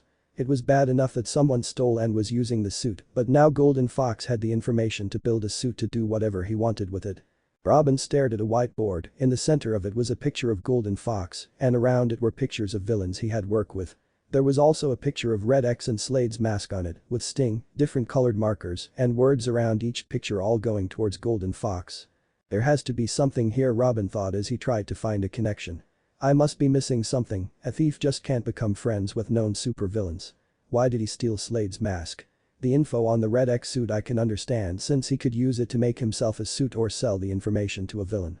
Golden Fox is known for stealing things he needs or is hired to. Now the question is who would want Slade's mask and the Red X suit schematics and blueprints? Unless he took the mask to try and confuse me, then who would just want the suit schematics and blueprints? The boy wonder scratched his head in frustration trying to figure why he stole the mask with the schematics and blueprints. I don't have enough info on Fox to come up with any theories. I don't want to, but I'm going to have to ask him for advice and for more data on Fox. Robin walked over beside his bed and opened a drawer. Inside he pulled an old communicator with a large R on it. Hey Bruce, are you there? With Naruto. The girls had created enough chaos to make Shion be locked up in her room by herself. Now the door to her room was a normal wooden door, so it was easy enough for Naruto to break down with any of his powers or jutsus. When Shion saw who had broken her door down she went pale. It was the same person who she saw attacking Konohagakure in her vision. Lady Shion, I have come to ask you about the vision you had, Naruto said in a calm and normal voice. I have nothing to say to a monster like you. Shion spat out with venom, yet she felt like she recognized the voice. Naruto tilted his head to the side at the comment. Monster. I prefer the term demon myself. Naruto said as he removed his mask, which brought a shocked expression onto Sean's face. Now as I said before, I would like to talk to you about that vision you had. Naruto? Is it really you? A shocked Sean asked, which Naruto gave her a nod. Where have you been all this time? People all across the elemental nations have been looking for you. That's not important right now, tell me about the vision, Naruto replied in an agitated voice. Not important. Tsunade and your friends have never stopped looking for you. So knowing where you have been for 7 years is pretty important. No, it's not. They aren't important to me anymore. Now tell about the vision. Naruto said as he was reaching his limit. Not important. What do you mean they aren't important? They are your fry. Sean didn't get to finish as Naruto grabbed her by the neck and pinned her to the wall. Tell me your vision now. Naruto said in a rage-filled demonic voice. Sean stared at the person in front of her with wide eyes out of shock and fear. You're not Naruto, you're the Kyuubi aren't you? Sean asked with a fear-filled voice. No and yes, Naruto replied as he started to calm down. I am Naruto, just not the Naruto you used to know. That Naruto died the day the old Kyuubi Kurama died, I was the one that was born from their deaths, Naruto the new Kyuubi no Kitsune. 2 golden fox ears with reddish-orange tips appeared on 2 of his head and 9 golden tails with reddish-orange tips appeared behind him. Naruto, what happened to you? Sean asked in awe and shock. The 4th seal is what happened. Naruto spat out. The seal was taking Kurama's chakra and giving it to me, but it didn't change it, so the demonic chakra turned me into a Hanyu, half-demon. Tsunade should be here soon, if you tell her what happened I'm sure she'll. What will she do? Capture me? Seal me into another person so Konoha has it weapon? She can't heal me, I'm a Hanyu, half-demon, now, my former village didn't accept me before so there is no chance now. Naruto, this isn't you. This is the demonic chakra in you talking. You have to fight it and go back to who you really are. Naruto paused in thought and let go of Sean. You're right Sean, this is my demonic chakra talking, Naruto said calmly, giving Sean hope he would go back to the Naruto she knew. All these years, that part of me has been calling, yelling, screaming at me to give in and lose control. I have been fighting it all these years, never giving in and always staying in control, Naruto said as his bangs shadowed his eyes. When Tsunade gets here we can help you stop those urges for. It's time I stop fighting and give in and lose control, Naruto interrupted as a evil smile appeared on his face. Lately I have been using meditation as a ways to stop my urges for killing and destroying, but it's taking longer and longer meditation session for me to stay in control. I did this so I wouldn't get the attention of the heroes of where I've been, but here in the elemental nations I can give in and not be worried about them. Sure, the people of the elemental nations will know that the Kyuubi no Kitsune is back, but it's getting harder to not give in, and I'm tired of fighting them. Naruto went through some Hand Seal's Kitsune release. Endless nightmare.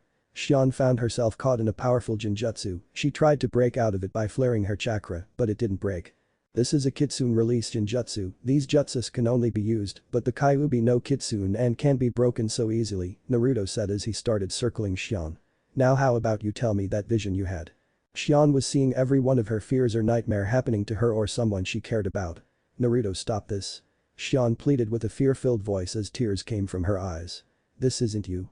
What about your dream of being Hokage, of bring peace to the elemental nations? I gave up being Hokage when I learned the truth, Naruto replied. As for peace, that was something the perverted toad pushed on me. Once I learned the truth I gave up on not only Konoha, but on the whole elemental nations. Now tell me about your vision and I'll end the jutsu. Sean tried biting her lip so the pain would break the genjutsu, even with the pain the jutsu didn't break.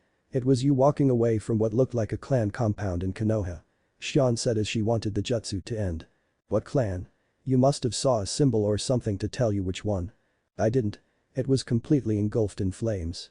Naruto stared at Sean for a few seconds trying to sense any lies, he couldn't sense any. Naruto made the Tora, tiger, seal and ended the jutsu, Sean seeing the jutsu was gone, looked at Naruto in disbelief and fear.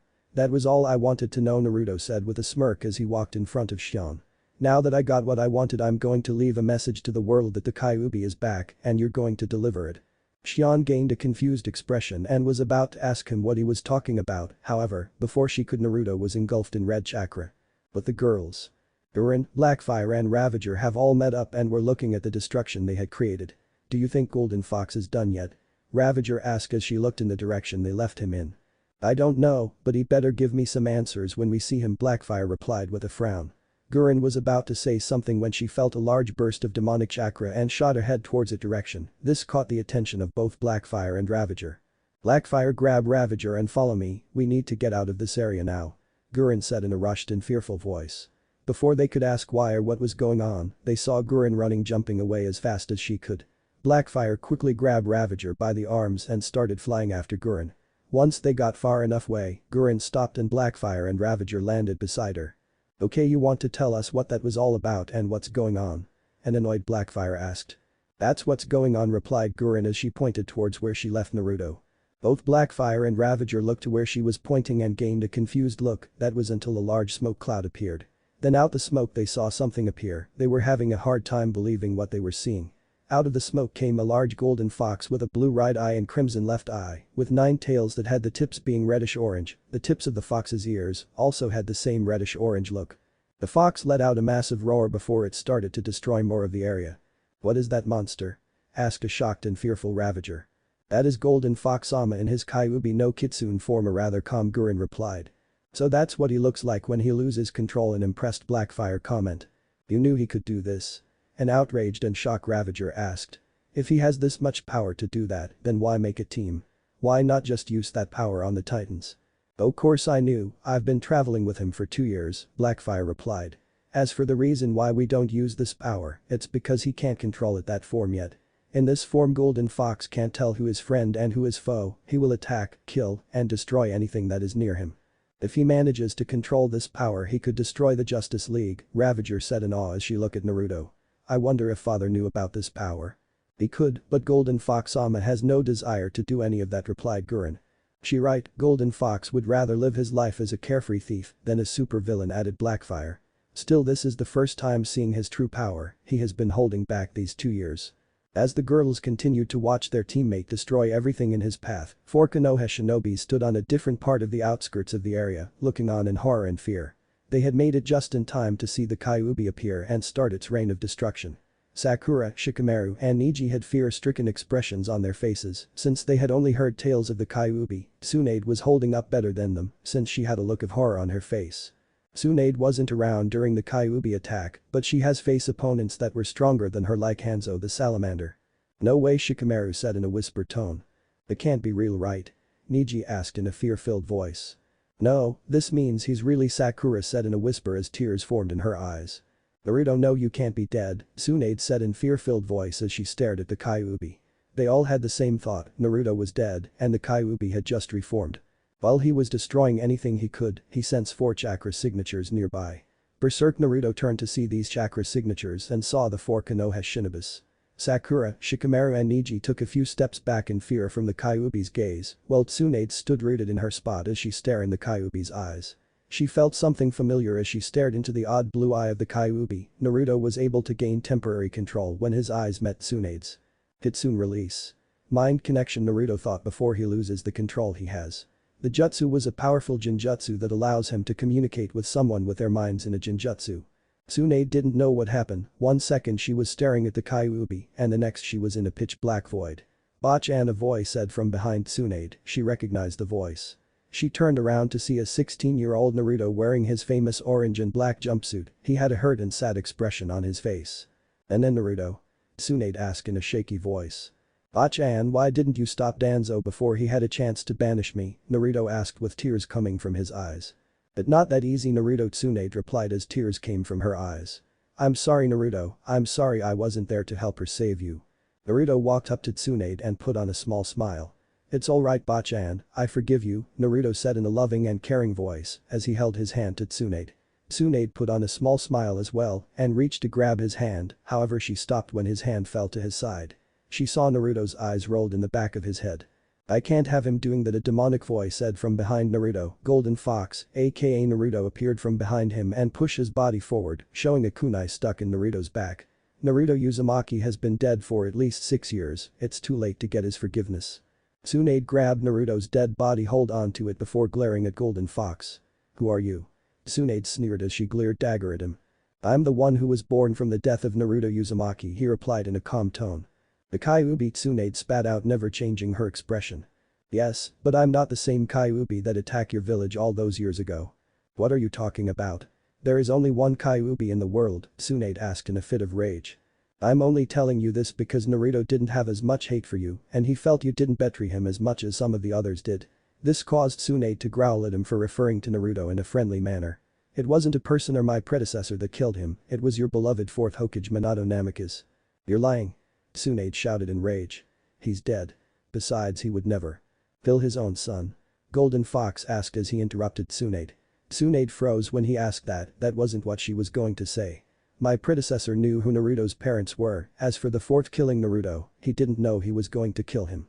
You see, the seal he used, the Haki no Fukin Shiki, a trigram sealing style, did take my predecessor Kurama's chakra and give it to Naruto. However, it didn't change the chakra, so Naruto's body was getting pumped full of pure demonic chakra. Since humans were never meant to have this chakra, it killed Naruto from the inside out. Even though that was a lie, Golden Fox did want her knowing truth, at least not this soon. You're lying. You have to be. Tsunade said as she was furious what the Kyuubi was telling her. Even if what you say is true, how would you know any of this? Golden Fox gave a little chuckle. I said I was born from the death of Naruto Uzumaki, he replied in amused tone. When all of Kurama's chakra went into Naruto, Kurama's soul didn't go with it inside of Naruto, so the soul just disappeared. Naruto died because his body was being filled with demonic chakra, then the demonic chakra took his soul and corrupted it to make me the new Kyuubi with all of Naruto's memories. Again, Golden Fox was lying to keep Tsunade from finding the truth. Tsunade was in a state of shock. She didn't want to believe that the seal on Naruto was what killed him. Didn't you wonder why I was golden instead of orange when you saw me? That's because I'm a different Kyuubi now. Tsunade did wonder why the Kyuubi was golden instead of orange like in reports on the attack of the village. However, she was overcome with fear to think about. If it makes you feel better, Naruto was told the truth about everything before he died, including what your late sensei did to him, Golden Fox said in bored tone. What are you talking about? Tsunade asked with a raised eyebrow. Golden Fox stared at her for a few seconds. You really don't know what Hiruzen Sarutobi did, he said in a shocked tone. Well, let me inform you, after the villagers beat Naruto on one of the yearly fox hunt, Naruto started to hate the villagers and the village. Hiruzen saw this and put a loyalty seal on him over his heart. You're lying again. Tsunade shouted in rage. Sensei would do that. He cared about Naruto and protected him. You can believe me or not, I don't care either way, he replied in an uninterested voice. If you want proof, then talk to the Anbus who wore the bear and turtle mask when Naruto was 5 years old. They are the only ones beside Hiruzen and my predecessor Kurama to know what he did. I assumed you knew since you became Hokage and he would have left something for his successor, guess he took that secret to his grave. Tsunade knew the Anbus haven't changed yet, so she could ask Bear and Turtle to see if what this Kyuubi is say it true or not. You can use this information any way you want, just know that Naruto Uzumaki is dead and never coming back. Tsunade looked around and saw Sakura looking at her with a worried expression. Lady Tsunade, are you okay? You zoned out for a few seconds, Sakura asked in a shaky voice. Tsunade was about to answer when she felt her body grow weak due to the genjutsu she was in. As her body started to fall to the ground and her conscience starting to fade, she stared at the golden Kyuubi as it went back to its destruction. You were lying to me, right? Tsunade thought with uncertainty. You were just telling me lies because I wasn't there for Naruto. He would never give up and die, he would fight and find a way to win or survive. You're still out there, Naruto, we'll find you, I promise. As Tsunade faded to unconscious, could hear Sakura shouting something to her. Lady Tsunade. Lady Tsunade. Sakura shouted in a worried sick tone as her sensei fell unconscious. Sakura, Niji, grab Lady Tsunade and let's get out of here, Shikamaru ordered as he looked back at the Kyuubi. I don't think Lady Shion survived the attack from the Kyuubi, besides we need to get out of here before it tries to attack us. Shikamaru, do you think Sakura didn't finish as Shikamaru interrupted her? I don't know if that's him, Sakura, he replied in a grim tone. All I know is that we have to get out of here now. Sakura and Niji grabbed one of Tsunade's arm, putting them over their shoulders, and got away from the area and heading back to Konohagakure. But the girls. Meanwhile, Gurren, Blackfire and Ravager were watching Naruto destroy anything and everything, completely unaware of what happened between him and Tsunade. Should we maybe stop him at some point? Ravager asked as it looked like Naruto was never going to stop. If you want to go down to get crushed by him, be my guest, Blackfire replied. I'm not going down there to be killed by him. Just then Berserk Naruto looked in their direction, all three of them flinched when he did. He started to walk towards them, they were about to run, then they saw he was starting to shrink. By the time he reached them he was back to his normal self, except his tails and ears were still out. Gurren and Blackfire knew about his fox ears and tails, but Ravager didn't and couldn't believe what she was seeing. Now Blackfire had seen these before, but she still had to fight the urge to hug one of his tails. When she first saw them she instantly hugged one of them. She was amazed at how soft they were. After that incident Naruto very rarely let his tails or ears out around Blackfire. While Ravager and Gurren didn't do the same thing, they were still fight that same urge. Naruto fell to one knee in front of them exhausted. "Are you okay, Golden Fox Ama?" Gurren asked, trying focus on Naruto and not his tails. "I'm fine, just exhausted from changing, that's all," replied Naruto in panting voice. "Did you get some answers?" Blackfire asked, still fighting her urge. "Yes, but it seemed to leave more question than answers though," he replied. "I'll tell you all when we get back to Odo." Gurren used the transporter. Gurren nodded. "Blackfire, Ravager, put one of Golden Fox Ama arms over each of your shoulders and put a hand on my shoulders." Both did what they were told. Gurren pushed the button on the device and they were surrounded by a bright light. When the light vanished, they looked and noticed they were in the Odokage's office. "I'll go get Kabuto-sama," the Odokage said before getting up from his desk and running out the door. Blackfire and Ravager put Naruto down in one of the chairs in front of the desk, which was hard to do with his tails. Kabuto walked and saw an exhausted fox form, Naruto and three girls that looked like they were having internal fights. "Okay, so what happened?" Kabuto asked. "We caused chaos while Naruto went to get answers and then he turned into a giant fox," Ravager replied, as if it was a normal occurrence. "So what did he find out?" Kabuto asked as he was now interested. All three of them looked at Naruto, wanting to know the same. Naruto could feel their eyes on him and let out a sigh. "Okay, here is what happened." He then told them about the conversation with Shion and Tsunade. Chapter 5. Finding out the truth and getting another member. It has been 2 weeks since Naruto had let out his Kyuubi form into the land of demons, and things has been quiet in Atogakure. Konohagakure tried to keep the information about the Kyuubi returning quiet, but both Naruto and Kabuto were able to inform the other villages, thanks to Kabuto's spies.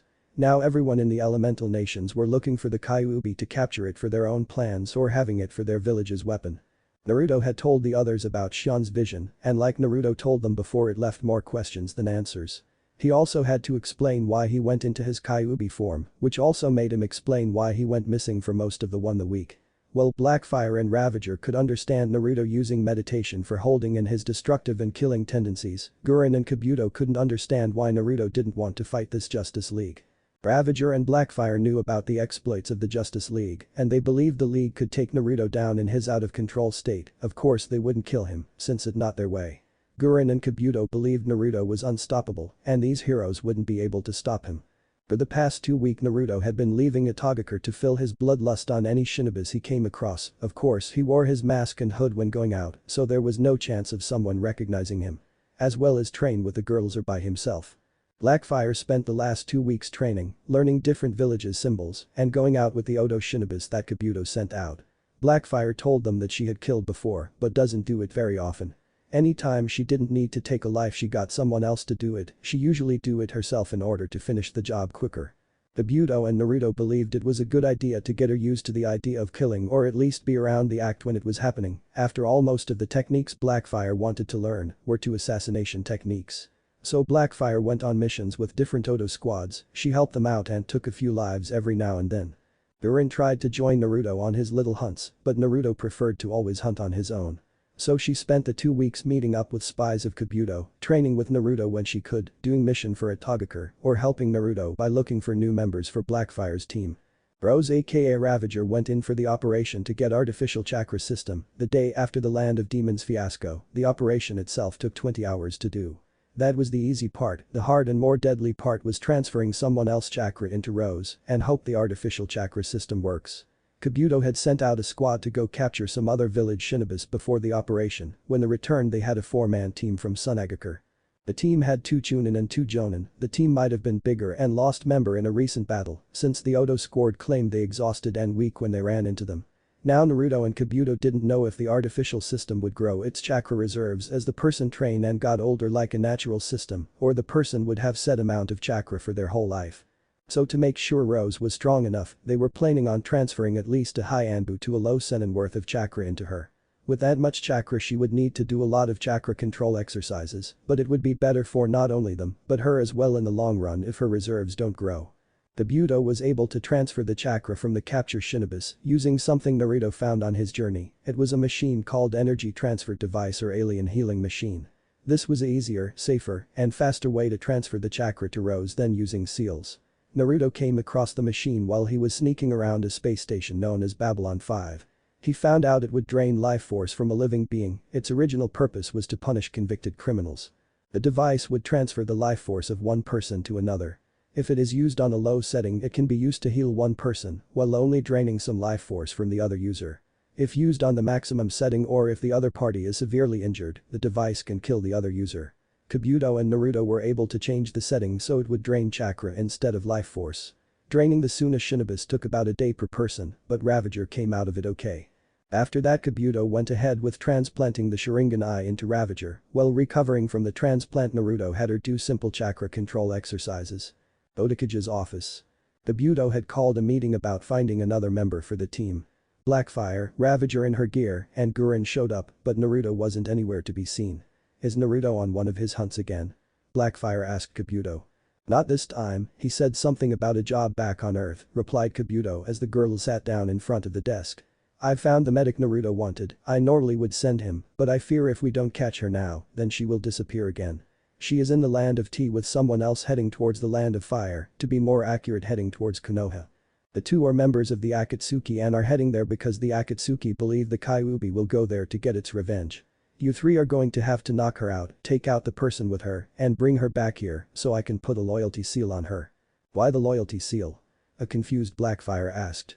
Both Gurren and Ravager joined the team willingly, so why won't this new girl? Trust me, she won't. You'll have to knock her out to bring her here, Kabuto said in a serious but almost tired tone.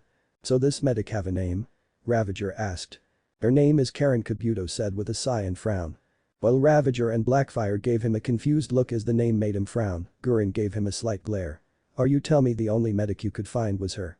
Gurren asked in an agitated voice. It was her or Naruto's former teammate, the pink-haired Banshee as he calls her, Kabuto said in a defeated tone.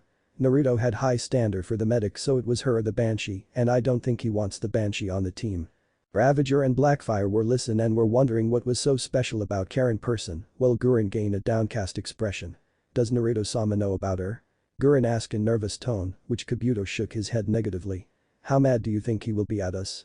Kabuto sat back in his chair and stared at the ceiling. If it was the old Naruto, I would say he would kill us as soon as we tell him, Kabuto replied, which caused Gurren to flinch at the thought of Naruto being mad at her. However, this Kyuubi or Hanyu, half-demon, Naruto, whichever name you want to call him, doesn't think or feel the same way. The new Naruto believes Naruto Uzumaki is dead, and with him any ties or bonds.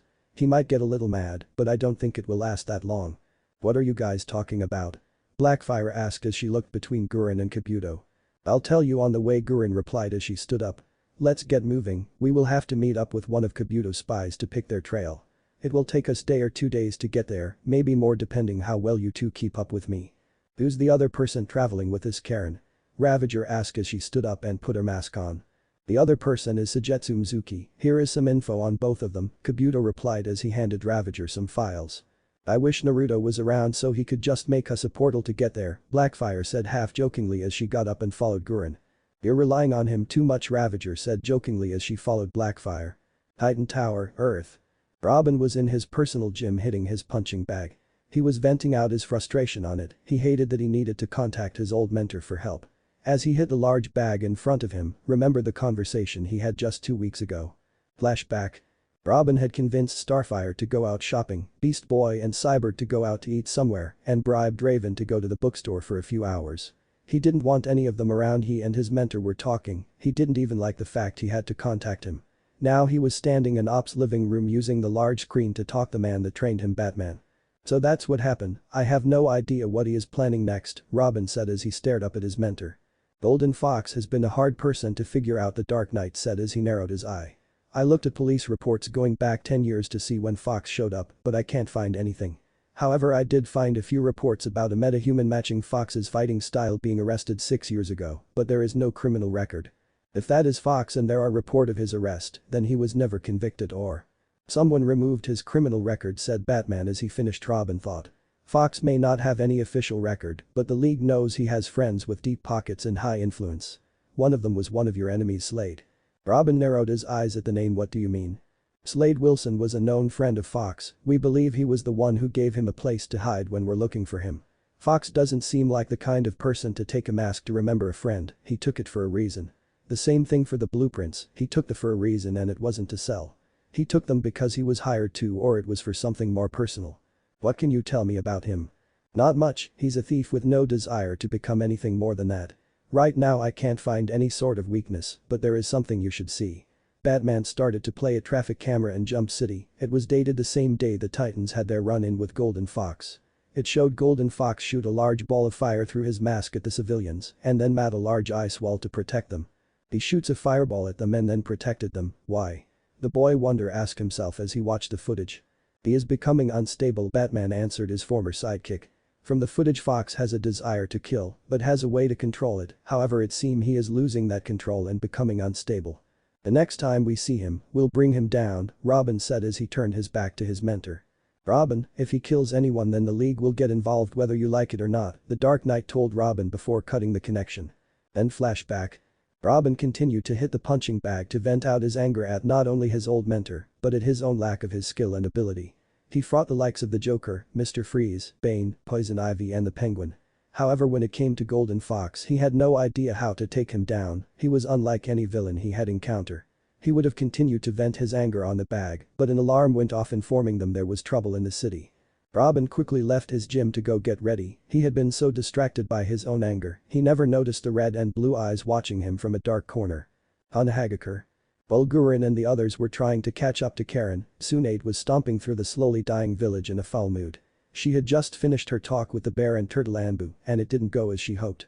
She woke up in the Kanahagakure hospital a week after her meeting with the Kyuubi. As soon as she was able to leave she went to find Bear and Turtle to find out the truth. It turned out those two were on a mission and it was unknown when they would return. She left a message at Anbu HQ to have the two of them see her in her office at the hospital. Today they returned and went to see what she wanted, this proved to be a mistake on their part. Flashback. The two had just confirmed what the Kyuubi had told her, since her sensei was no longer around, she took her anger out on the Anbus in front of her.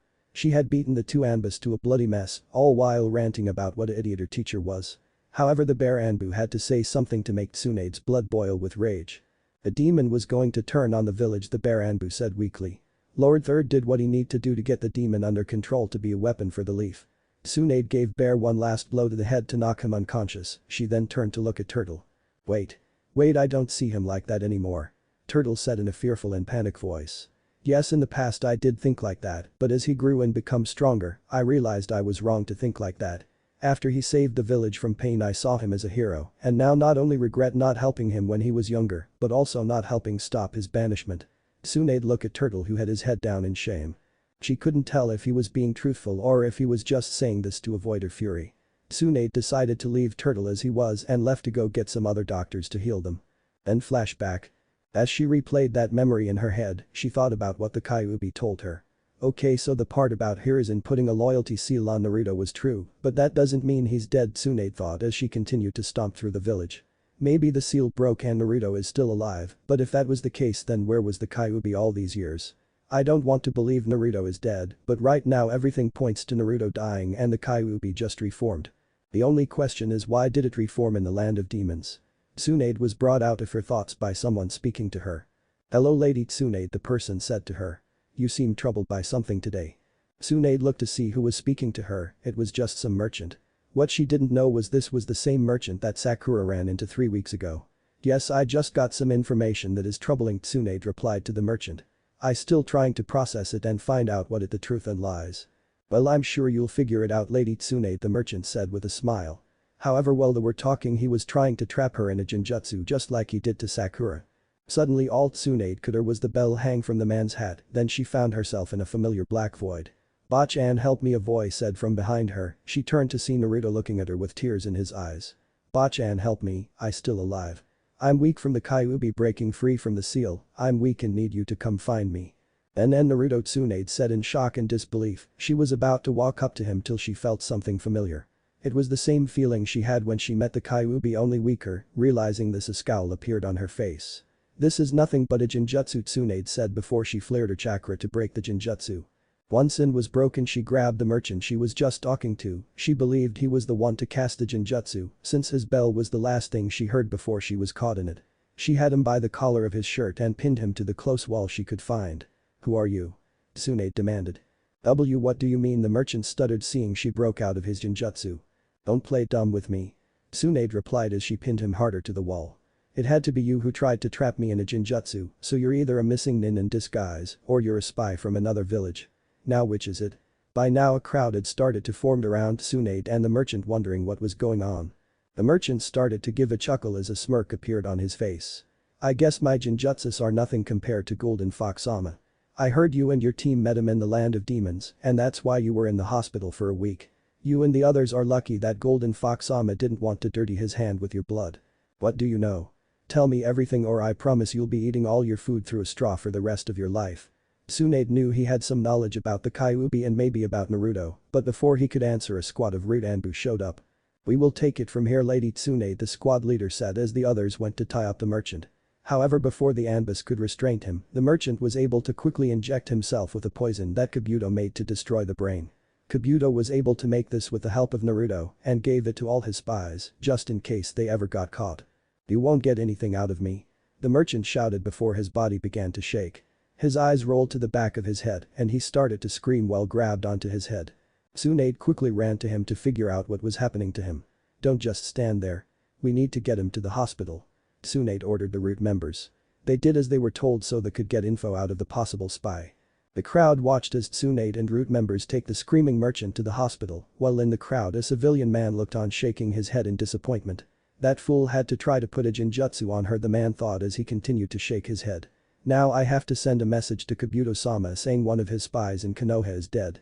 The man turned around and started to walk away from the crowd. He knew he needed to send the message as soon as possible. Dump City. While things were starting to happen in or around Konohagakure, Naruto had been on Earth unaware of it all. It was night there and he was currently on top of the Lex Corporation building, waiting for the people he had called to get there. Truth was there was no mission on Earth. Naruto had an idea for a backup plan for when he and Blackfire went up against the Titans. The only problem was he didn't know if the people in question would help. If they didn't, then he would have to look for others, which he didn't feel like doing. He then felt two presents appear behind him. He didn't need to turn around to know who it was.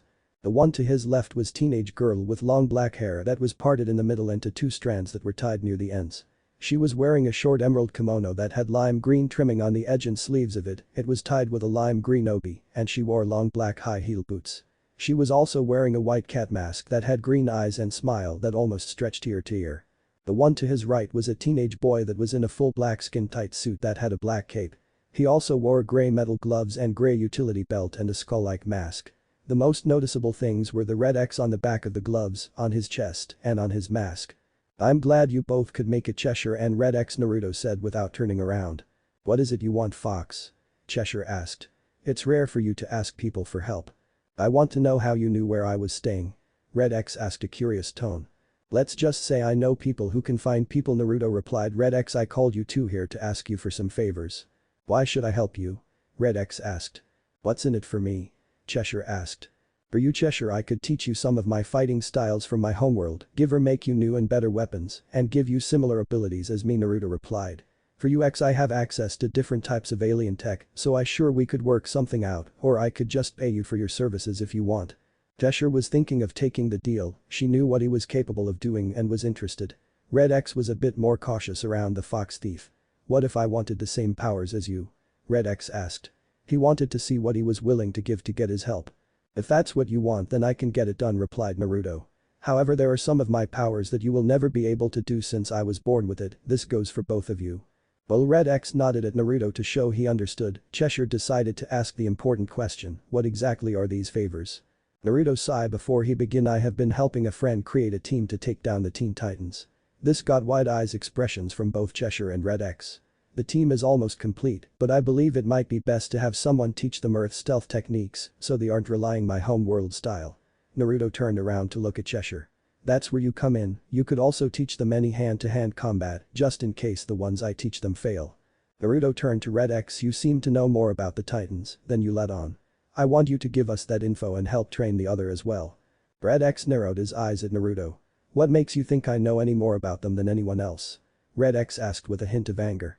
The way you not only stole that suit, but the way you were able to use it to beat them tells me you know more than you let on, replied Naruto.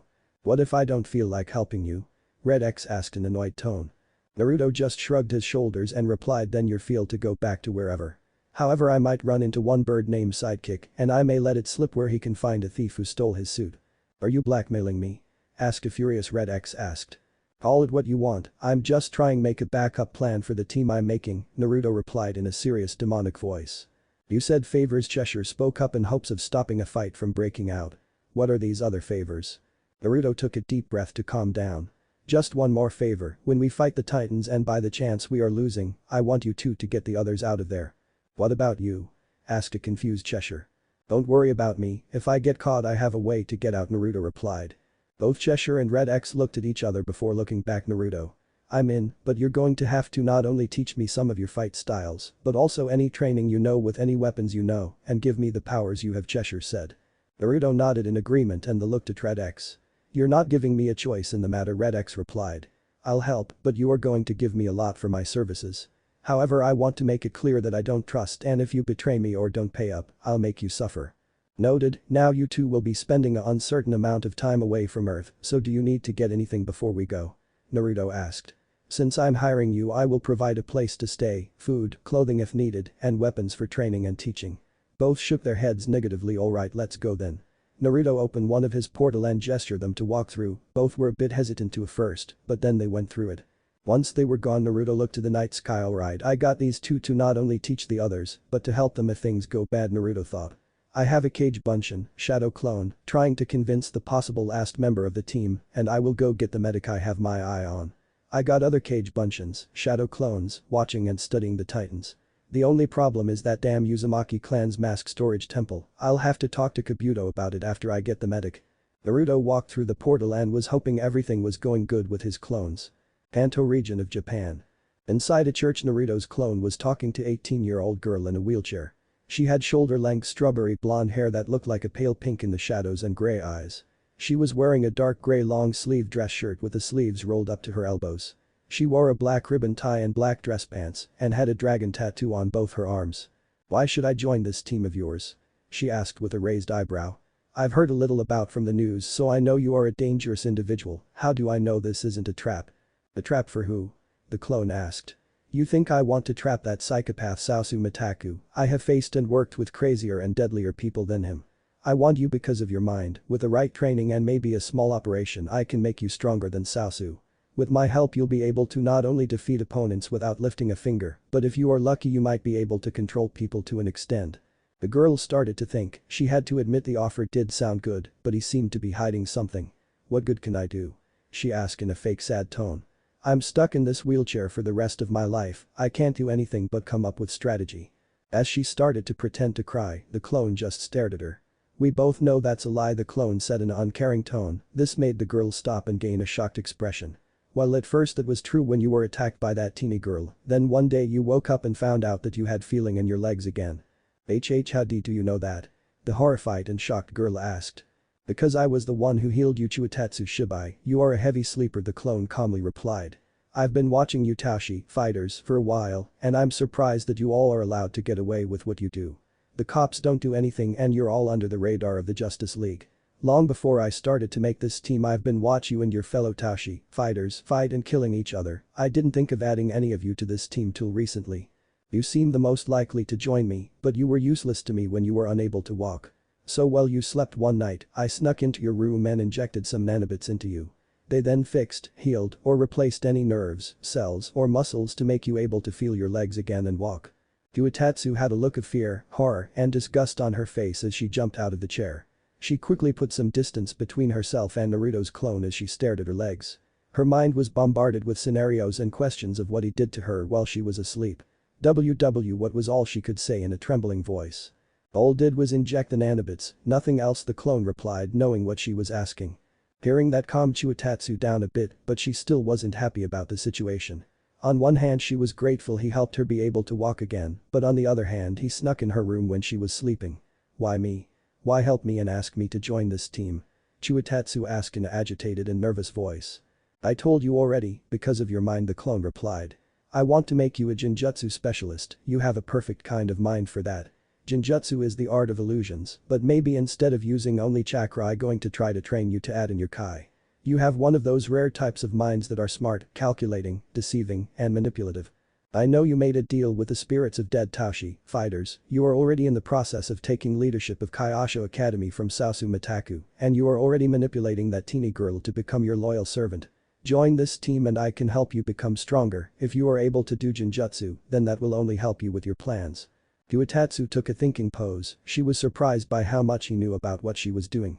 However, it didn't mean much, he was an outsider, so chances are no one would believe him if he said anything. But at the same time she couldn't just leave him to do what he wanted, since he knew what she was planning he could mess up her plans another way. What will I have to do in this team? Chiwetatsu asked in a curious and unsure tone. Use what you will learn to defeat one person, maybe more if the others are having trouble. You want to train me to take on one person? Chiwetatsu asked in deadpan tone. Who's so scary that you need my help? It's not because he's scary, we just need you to keep him busy while the leader of the team takes care of someone else. If you can defeat him it will help us so he can't go help his friends. So you're not the leader of this team? Chiwetatsu asked with a raised eyebrow, which the clone shook his head. So who's the leader and who's this person you want me to take on? You will meet her if you join the team, the clone in a more pleasant tone. As for your opponent is are familiar with who the Teen Titans are? Yes, they are becoming quite popular in Tokyo, but not here so much. Why? Chiwetatsu asked in a hesitant voice. Your opponent is Beast Boy from the Titans, the clone replied in the same tone of voice. Chiwetatsu stared at the clone with disbelief.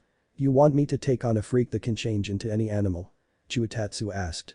Are you crazy? I won't last 5 minutes, let alone beat him. That is why I want you to get trained, the clone replied in exhausted tone. With the right training you will be able to stand toe-to-toe with him, maybe even be stronger than him. That's why I want you to learn Genjutsu, he's not very bright and you are the exact opposite. With your mind you are capable of creating powerful and creative genjutsus, also there's the benefit of controlling people to an extent. What kind of training are you thinking about putting me through? Chiwetatsu asked with a calm tone. She had originally planned for the spirits of the dead Taoshi fighters to take over the current generation and cause chaos. However, the idea of controlling them to cause the same chaos sounded better. Nope, you are either all in or not at all, the clone replied, shaking his head. You'll go through everything or you will get no training, I could easily find someone else. Chiwetatsu gave a slight growl at that, she was hoping to get a little more info of what she might be getting into. If I did join, where am I going to get this training? You will be taken to my homeworld where you will meet with the rest of the team, the clone replied as he crossed his arms. You will train with them and others there for an uncertain amount of time, you will also have the option to get operation to gain another power if you want. Chiwetatsu was surprised to hear he was an alien, she thought he was one of those metahuman that have been popping up lately. Hearing she would have to leave Earth caused her to have second thoughts, if she did leave then she would lose everything she had worked for till now if this didn't work. What can you guarantee for me if I join this team? I'm the one giving up everything to help you, what can you guarantee me for taking this risk? The only thing I can guarantee is you'll be stronger than you are now or you'll be dead, the clone replied in a serious tone. I can't promise the powers I told you or will tell you about, but if you are still alive through it all you will have some sort of power. Chiwetatsu had to think about this, she had a big decision to make. She had 2 options and each one had its own risks and rewards. She could refuse and go with original plan, but the risk was that any number of things could go wrong with how unstable Saosu was and she couldn't control certain Kaiosho students that could get in her way. If she accepts then she will get training from a somewhat known thief and other aliens, but the risk is she loses everything she work on and may not even get the power she is promised, as well as die in the process. I'll accept, I'll join this team of yours, Chiwetatsu answered with a determined look in her eyes. You're sure about this? The clone replied in serious tone. There is no going back, all your planning till now will go up in smoke. I will take that risk if it means me becoming stronger than Saosu or anyone else that possesses a dragon spirit within them, Chiwetatsu replied as she stood face to face with the clone. Alright then, welcome to the team, the clone said before opening a portal. He then gestured her to walk through, as she was about to he stopped her to ask one more thing. What about that teeny girl? Are you just going to abandon her? She was just a pawn for me to use, nothing more nothing less, Chiwetatsu replied as she stared forward. As Chiwetatsu walked through the portal the clone looked at the church's doors that were open slightly. He noticed that someone else was listening on their conversation not too long after it had started, he was able to sense who it was. The clone let out a soft sigh before following Chiwetatsu through the portal. While on the other side of the door a 14-year-old girl with back-length brown hair wearing a blue gothic Lolita outfit cried softly over what she just heard. What if Naruto gets banished and Teen Titans end here, and thanks for watching my video till the end.